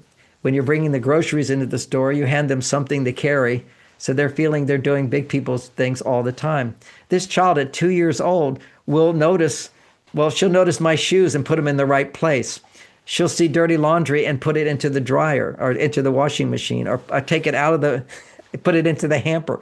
I mean, it's amazing. From this book, they study children who always participate in family chores with no resistance. They're great joy. They're so happy to do what parents do. It's like with me, Grandpa, we always, do the machine to make the lettuce, to dry the lettuce for dinner. Whenever they're making dinner, she's always a part of the dinner making the process, just giving her something. And they don't know that they're not having any meaningful effect. They just see they're part of the group. And right. Sometimes she's talking and I don't understand what she says. And Lauren says, it doesn't even matter if you understand all the time. She's just doing what we're all doing. just continue on. They just want to be part of the whole. And the more they can be part of you, the more they can absorb you in a positive way. Be part of is a very profound need that we have as human beings. And to feel that you're meaningful. And that even though it may not be that meaningful for the child to help dry the lettuce, okay, you can do it yourself. Giving them the opportunity to participate and do grown-up-like things helps them. She sees her parents on the phone talking almost every day at 7:30. She calls me. She has my number memorized, okay? Because she got my answering service one time, and I heard the answering service, and she doesn't know that. She just hears me talking and this thing, and she says into the phone, John Gray, 415, and it says my whole phone number. This is a 2-year-old knowing my phone number, calling me, Gaga, Gaga, and then nothing to say. And I said, what do you want to tell me? Oh, Gaga, and then we hang up. It's very, very sweet. They just want to be doing adult things. And the more you can let them do adult things with you, the more the brain develops, as opposed to this brain shrinking by always telling children what they should do, when they should do it, and so forth. This is only a few pieces of the book, but it's very profound. But the thing we apply to relationships with men is don't give unsolicited advice. Okay? And why is that so? Why, I want to just ask, because I know there's people in their mind saying, why is that so significant, John? Yeah. Okay. That's so good you asked that question. That's why our videos are the best. Okay. Because I'm thinking, because I know the questions that go in people's minds. I hear them all the time, talking to people every day. Yeah. They're like, why? Why wouldn't I give a man advice? I like getting advice sometimes, right? Yeah. Yeah. And it's not that you can't give me advice. If I'm interested in if I've asked for advice, okay. Because when you ask for advice, you're asking for help. Right. Okay? And that's okay. For a man, I can ask for help if I've tried everything on my own and now I need help. Anytime you ask for help, you're on your female side. Okay. So when you offer help to a man, his status as a man goes down. He's now on his female side. You're seeing that you need my help as opposed to I need your help. This is the old thing, and I'm not recommending this, but it's the truth. Girls were always taught, don't be smarter than guys.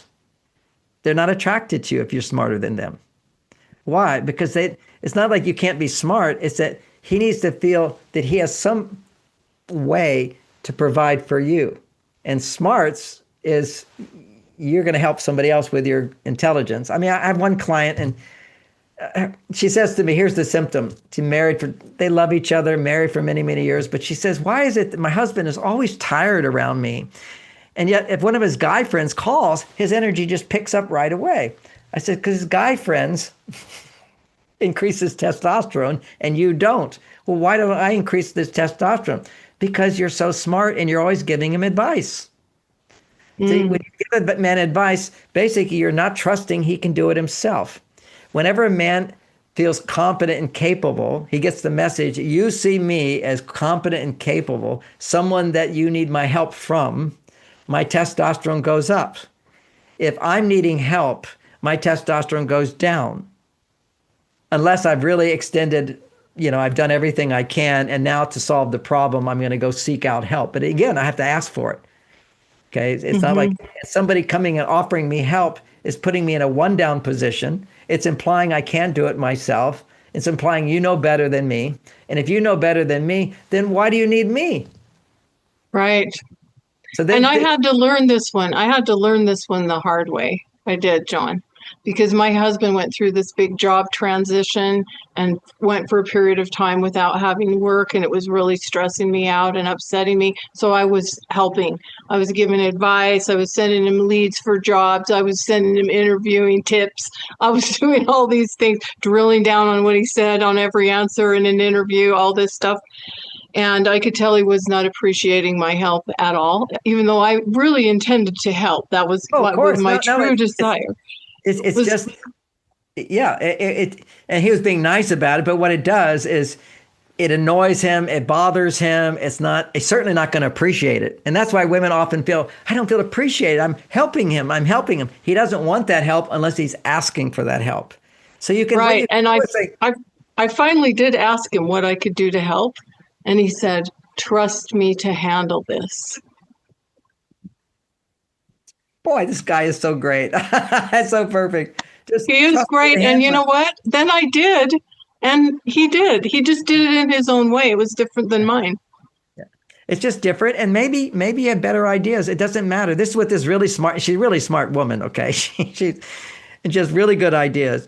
And she says, well, what am I supposed to do? Not giving him good advice? I said, yeah, unless he asks for it, don't give any advice. But he'll take so much longer doing that. I said, fine. He'll be a That's happier what I husband. thought. Yeah, That's what I thought. He's going to take so much longer to get a job without my help, right. without my advice. And that puts you in a role of like a mother helping a child.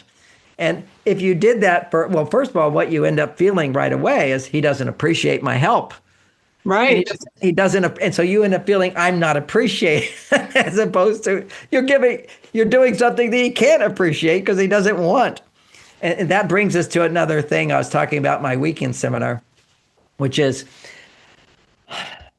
it came up because I was perusing one of my friend's books, and I'll give a little plug for his book. It was Warren Farrell, called Soulmate. You might enjoy that and have Warren onto your show. Okay. It's just a wonderful book. Warren has all these processes and exercises. We have, for I think 15 years, go for a walk every week and share ideas. And his ideas are, it's unusual to talk to somebody as a man who spent 40 years focusing on gender differences. So he's done it in his way. I've done it in my way. And one of the funny ways that we're different is he teaches couples how to hear each other. Okay, so he has this whole process of you can go through so that you can hear a complaint, because we're not processed to hear complaints. We're always we're designed to be right, not to be wrong. If you're wrong, you're cast out. This is the bottom line. And men who are wrong are not loved. Okay, women do not want a Oh, guy who's wrong. Okay, he's wrong all the time. So I'm getting rid of him. He's made too many mistakes. I'm done with him. So for us to get love, we really have to be competent. We have to be capable. We have to be right. And whenever you complain about us, we have to be right. So this is a reaction. This is historic. You have to be right. You have to be strong. Okay, so he takes people to a process of having a session once a week where she gets to complain about one thing. And they go into this meditative state and they go through 7 levels where he can hear what she has to say. And they're good things. Okay. I'll tell you one of the good things from it that I have borrowed from him and teach is that whenever my wife is upset, my thing is just don't talk, say, I hear you. But what keeps me anchored in that is knowing that if I practice listening, I get a gold ribbon. So you actually visualize, I'm going to get first place if I don't talk. Okay. a gold ribbon. Yeah, I'm going to get a gold ribbon. My success is ensured if I just don't talk. See, men are motivated by golden ribbons. Okay, first place. I'll be first place if I don't talk. So anticipate the reward you're going to get by not saying anything. So that's very important. So that's one of his tools. But that book is called Soulmate. And another idea in there, and I expanded on my class, was so many times women have no idea that they're being critical. They Mm-hmm. think they're just helping. Oh, that's so true. That's so true. That's so, so important. Yeah. and and she just has no idea that she's coming across in a negative way to him and shutting him down because I'm just sharing, if you put on that tie, it wouldn't look so bad. And so what I taught my wife, even with my dressing, don't give me advice on how to look. But if you want me to change ties, making an exception and just say, tonight's really important tonight. So would it be okay with you if I picked out your outfit? So it's a special thing. And so you can have your power. Well, I really want him to dress a certain way. You can't say you can't wear this. You should put this on. You should do that. It's back to the child. Don't tell them what they should do.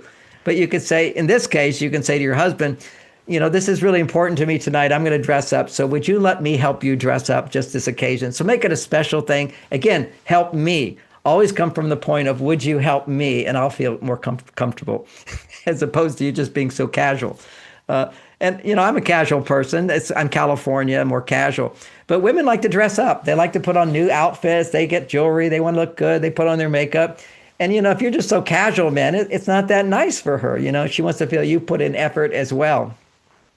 And so, but that wouldn't be my nature until I learned about what women need. But also part of how I learned is she said, I feel a little embarrassed if I'm all dressed up and you're not. Women always think about being dressed up, what if they're dressed appropriately. And I used to think that was silly. I can dress any way I want. I'm going to tell another funny story about men here. So, Oprah, I was her coach for 6 years. And when she had her first movie that came out, I was sitting she gave me special seats to the movie and I'm on her row okay, so I'm going back to this time. So I'm going to a Hollywood opening, and in my mind, there's going to be like red carpets and everything.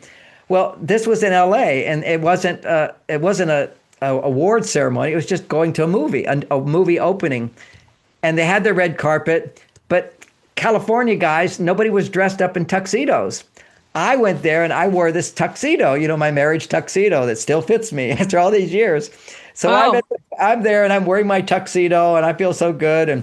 And people are coming in, movie stars, LA movie stars are coming in, and they come up to me and they say, "Oh, would you get me a glass of champagne?" From that moment on, I had such compassion for my wife in terms of embarrassment, in terms of what you wear. You have to wear according to the occasion. I ended up taking off the tie, then I eventually got rid of the jacket. I just had my shirt.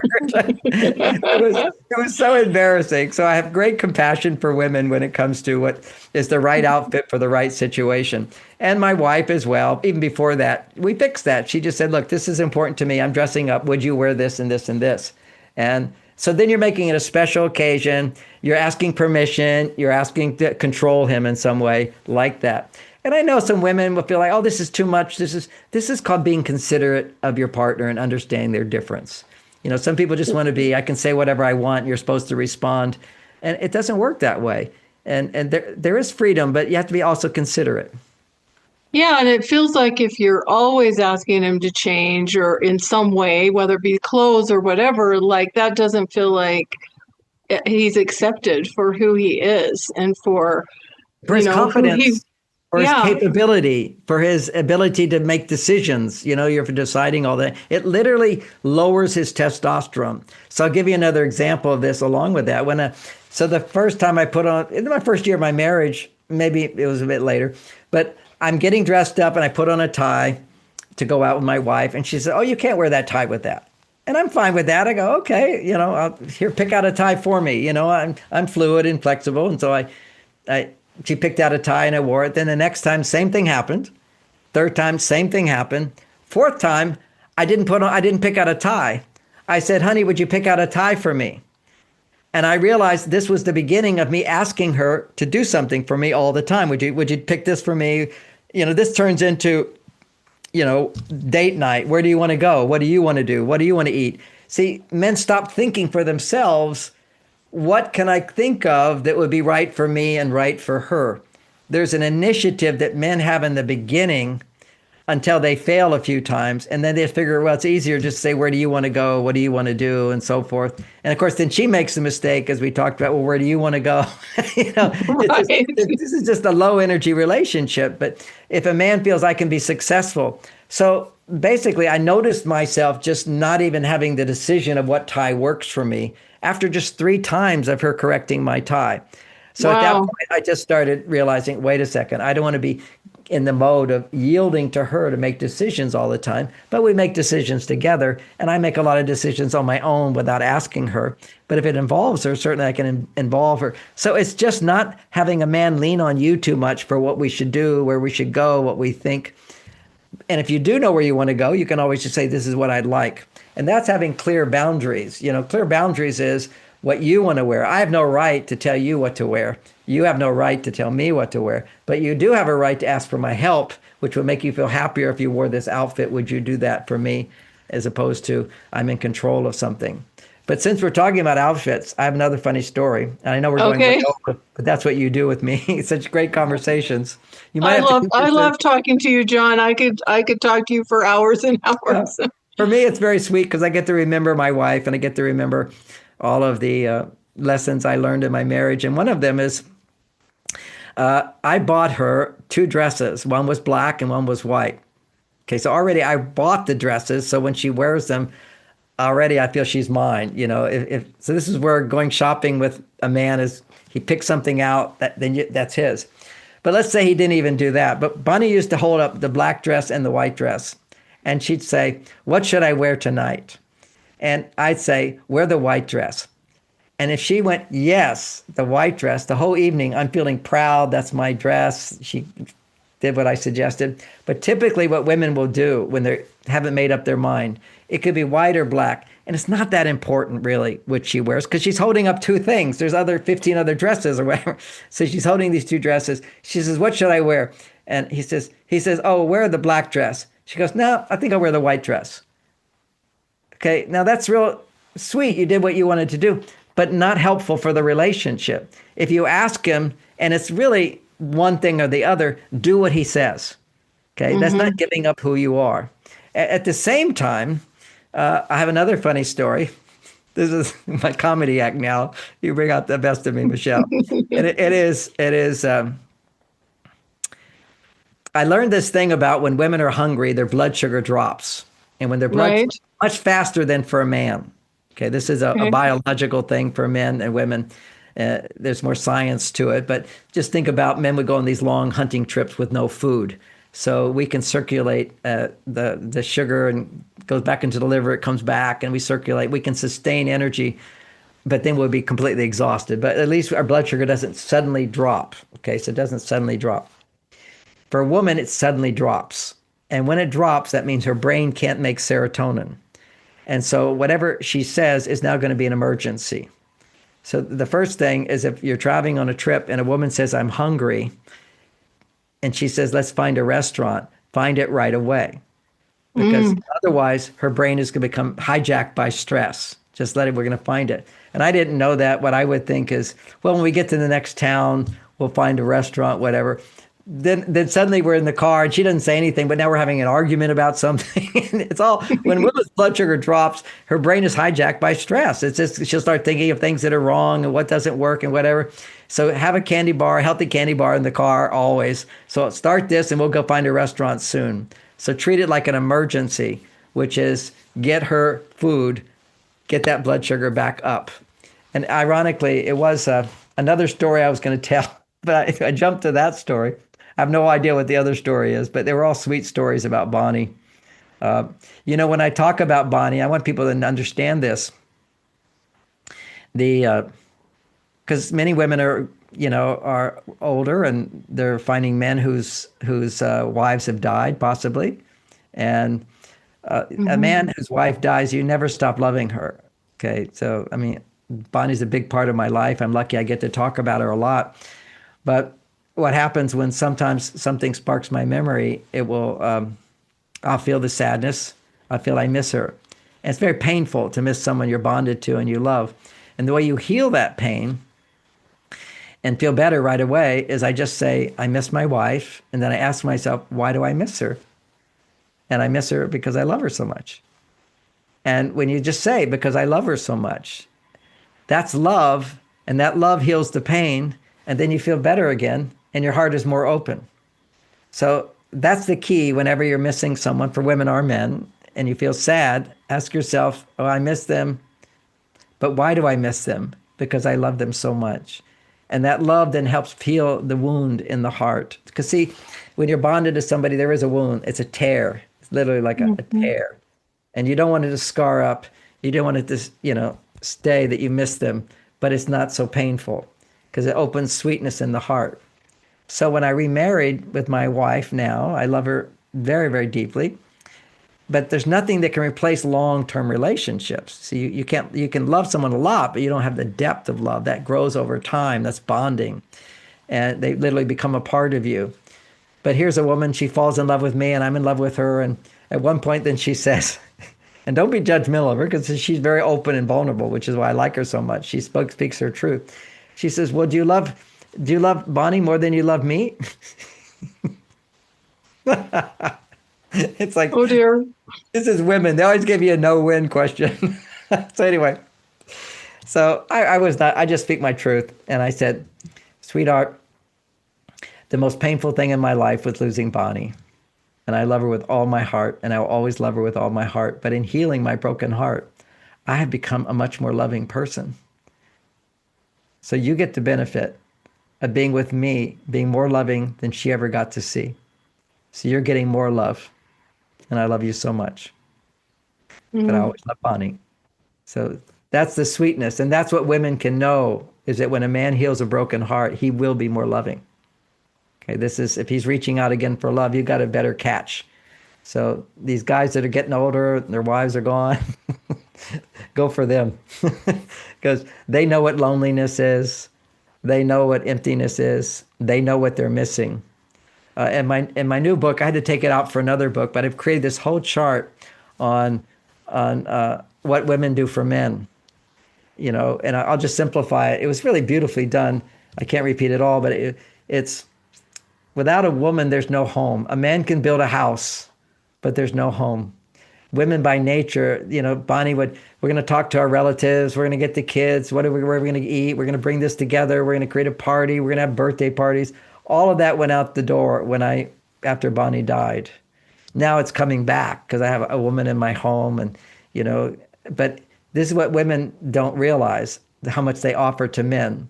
So I have a whole chapter in this book on what men can offer, what men can provide, and then another chapter on what men can't provide. Because if men can provide certain things, then suddenly you expect them to give everything. And there's certain things men can't provide. And one of the most important things is they can't provide for you the support another woman can give you. See, a man cannot actually fully empathize with what a woman goes through. Only another woman can. And you can measure this in their brain function when two women are sharing problems. The empathy level is dramatically higher than a man can ever get to. So you don't ever expect a man to give you that. That's a need that women have. It's called the need for belonging. Mm-hmm. It's I forget her name, a big popular YouTube, popular writer. She talks all about the need for belonging. Uh, Belonging is very, very important. And for a woman, the only way you get belonging, or one of the most powerful ways to get belonging, is with other women, sharing with other women. And if you don't have other women friends in your life and support from other women, you're going to expect a man to fill that void, and he can't. So Mm-hmm. he can't fill that void. He can't fully understand what you're going through. But what he can do is half understand it and then feel compassion to reassure you in a space of optimism. It's so interesting that when a man's mirror cells open up to a woman, it goes to the part of the brain that's optimistic. And the example I give for that is when Bonnie's grandmother, her husband died, and she's 95 years old. He died 10 years before. And she says, John, sometimes I just feel so sad. I miss him so much. And I said, well, what do you miss about him? And she says, life is so hard. Life can be so hard. And at those times, he'd put his arms around me and he would say, I know it's hard, but everything's going to be okay because we'll always be together. very profound. This is what she missed the most, is when he would say, and it's going to be okay. That's this optimistic place a man can go, even though when you don't know what the future is going to be. When blood flow goes to the optimistic part of the brain, you feel it's true. Because you could say, how do you know it's true? Well, you can't know except you can feel it. And men can feel the optimism when blood goes to, it's called the left prefrontal cortex of his brain, is optimistic. When men are in a stress state, blood flows to the right prefrontal cortex of the brain, which sees pessimism. I mean, it's amazing how stress hijacks our brain, can make us positive, make us negative. And this is why women have to know, is that when they're experiencing adrenaline, stress, their blood flow dramatically increases to the emotional part of the brain and decreases to the prefrontal cortex. She has no logic at that point if she gets really emotional. There's no logic. However, if she's in a male role, and let me balance that, if she's in her male role making testosterone, then that's not going to take place. But once she's in a personal role where she's not making money, as soon as you shift from making money, automatically you go to your female side to some extent. And then your emotions will come up. That's why couples have so much turmoil, is that once you feel in a personal relationship, you're in your female side. But all of the suppressed stress from being on your male side, it doesn't go away. You just suppress it. See, for men in the workplace, it goes away. Men just don't make negative emotions if they're not emotional. But women, just dealing with problems in the work world, the body is making emotions, but when you're making testosterone, you have no estrogen to feel them, but they're there. The reactions are in your body. So tension is building. There's an accumulated tension. Then when you come into your personal life, where you've got somebody where you feel safe to open your heart, so to speak, and share, what comes out is a lot of overreactions. It doesn't come out with 10 things went wrong today. It was you left your socks on the floor. Right. And that's called an overreaction. And so I had a whole chapter, a whole 25 pages on overreactions. I took it out of this book. It was too advanced. I needed to get the more foundation. It'll be in a later book. But if women can just own, I can say it with our audience, if you can own that you're a human being, you're going to overreact. You're designed as women to overreact to a situation. In a sense, you're the alarm system. If nobody's listening, you have to make it louder. You know, when you look at our relationship of men in the jungle, and there's a lion there, but there's no man around. What is a woman going to do? She's going to go tell a man. You know, she's got to tell the village. She's got to set the alarm. I've got to talk. If you can't talk, if you can't set the alarm, then it's up to you. And then you feel overly responsible to solve all the problem. You've got to attack the lion yourself. That's huge pressure, as opposed to seeking help. So the woman's first reaction under moderate stress is to seek help. And that's actually in a biological response, is that when a woman makes adrenaline, her body will also make oxytocin. And what oxytocin does is it motivates her to seek help. Okay, it motivates her to seek help and to talk about problems. What is the problem? So she has to seek help to say, there's a problem. And unfortunately, when women are in personal relationships and they're in the work world all day, they accumulate all the problems of their workplace, suppress them, and then the tension builds up, and then they talk to their partner and they want to talk about the relationship. And what's wrong with the relationship, and what's wrong with him, and how he has to change. And he'll completely close his mirror neurons, shut down all his motivation. If you want him to be more involved in the relationship, give him things to do for you in the relationship. That's it. Don't ever point out to him, which is this terrible thing where women will say, let's talk about the relationship. Oh, I know. If I said that to my husband now, he'd want to crawl under the bed. That's right. And women will do that when they're dating a man. Let's talk about the relationship. Why are you not calling me? What happened? What's going on? Anytime you want to talk about the relationship, you're just going to push a man further away. Just be in the relationship. And it's your insecurities. You're seeking reassurance. So, in the dating, we've talked about this before, but one of the things is, if you're dating a guy and he's hot and heavy and interested in you, and then he loses interest, that's the rubber band theory. This is what happens in Men Are From Mars. Men get close. They like you a lot. Their estrogen goes up. Estrogen pushes down his testosterone. Chapter 6. Chapter 6. I was reading this today. It's just he connects. And particularly if you have sex before you've established a strong relationship, his estrogen goes really high. Then his testosterone goes down. And so what he has to do, he has to take space. Remember, it's distance that gives men independence. I'm on my own. I'm making my own decisions. I'm not trying to please anybody but myself. I'm in my world. That's how he first raises his testosterone. And then when it goes up, then to find balance, he wants estrogen. So now he springs back to her.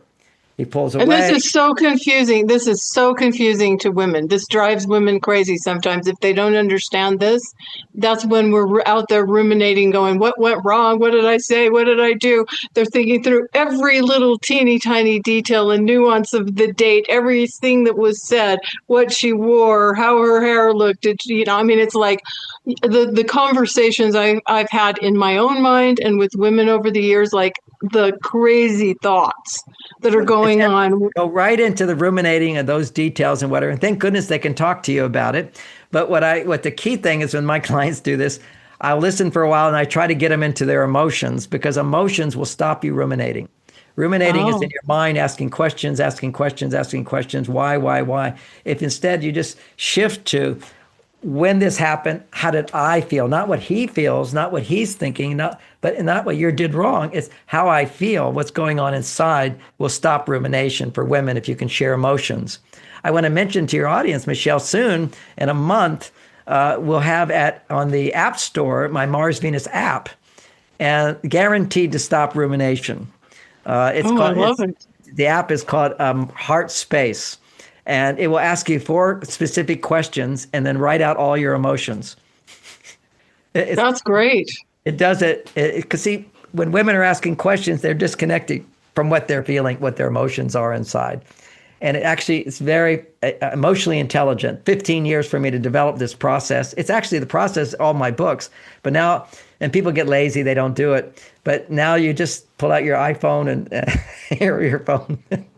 It asks you 4 questions. It takes it in, gives you a little feedback, and then it writes out this letter expressing all of your emotions, the feeling letter process. It's very profound. It's very helpful. I did it for a woman. I'm still doing beta testing. I did it with a woman at dinner last night in the restaurant. Really? Because, she was, happens for a lot of times. Some women are not really in touch with what their emotions, they're sort of surface level. And this helps them to articulate. So what it does, the questions just bring out certain answers to the questions. It then interprets your questions in terms of how to express those in emotions. I feel angry, I feel sad, I feel disappointed, I feel concerned. Depending on how stressed you are, it will have different ways of writing it for you. It goes through your negative emotions, and it goes through your positive emotions. It's very profound, and it explains itself in the app. So that's coming up. $5. That's amazing. That's amazing. I mean, this is one of the things I admire so much about you, John, is your body of work, and also that here you are, you've had all of this success and our notoriety, but you continue to learn and grow as a teacher, as a human being. You've helped so many people with relationships. I mean, millions of people, many of whom you don't even know that you've had an influence on in their lives and helped them in one way or another in relationship. And yet you're continuing to learn and grow and create new things and put new work out into the world to continue to help people. And I really admire and respect that. It shows your passion for the work, your love for people, and your dedication to helping, really heal the relationships out there on the planet. I mean, what more powerful, profound body of work could you have to show for your life's work? So beautiful. I really admire and respect that. Well, Michelle, I guess we're coming to an end now. I thank you so much for that. I want to thank you because you've put my ideas out there to millions of people due to our interactions, our conversations, and you are the best. What you do as an interviewer is you're able to take what I've said, apply it to your life, and translate it in a language where other women particularly can understand from your experience, helping them translate my male perspective into how this is helpful for the female point of view, which is I'm very, very grateful and always happy to do conversations with you. And I have to remember to send you my new app when I get it. So you'll be one of my beta testers to tell me how it works, because it doesn't do anything unless you're feeling stressed. But if you're feeling stressed, it works. If you're not feeling stressed, then it doesn't do anything. Very, very. I'd be honored to be a beta tester, and I'm really excited also to hear about your new book, because I know that's going to be a great benefit to a lot of the women that I work with and to a lot of women out there in the world. And it sounds like it's going to be amazing. And yeah, I consider it just to be an honor to feature your work, John. Thank you for giving me this opportunity and privilege. And I've mentioned this before, but from the very first time I spoke to you, and I was so nervous back then, so I'm like, John Gray, I'm like, I remember seeing him on the TV, and I have his book, and like you were by far the biggest interview I've ever done. And you were so kind, and you were so gracious. And you treated me with respect and dignity. And again, that comes back to this idea of just being a really good human being. And I've just seen so many qualities in you as a man and as a teacher that I admire and respect. And I thank you for that. It's been such a blessing and privilege in my life. I don't want to sound like I'm saying goodbye, like I'm not going to ever talk to you again, because we will. I'm sure we will. But I just my new book. We'll show it and we'll do an interview on for sure. Chapters. Yeah, I want to for sure, and share some of those key ideas in that. But I just want to thank you. I really thank you for who you are, as well as for the work that you put out into the world. It means a lot to me, and I know to a lot of others. All right. Thank you so much, Michelle. Take care, John. Okay. Bye-bye. Bye, everybody. Thank you for watching. And be sure to check out Get John's Gift. Go into the description and get John's gift so that you can stay in touch with what he's doing, what he and Lauren are doing. And you're going to love his free gift. It's really good. Thank you. Bye, everybody.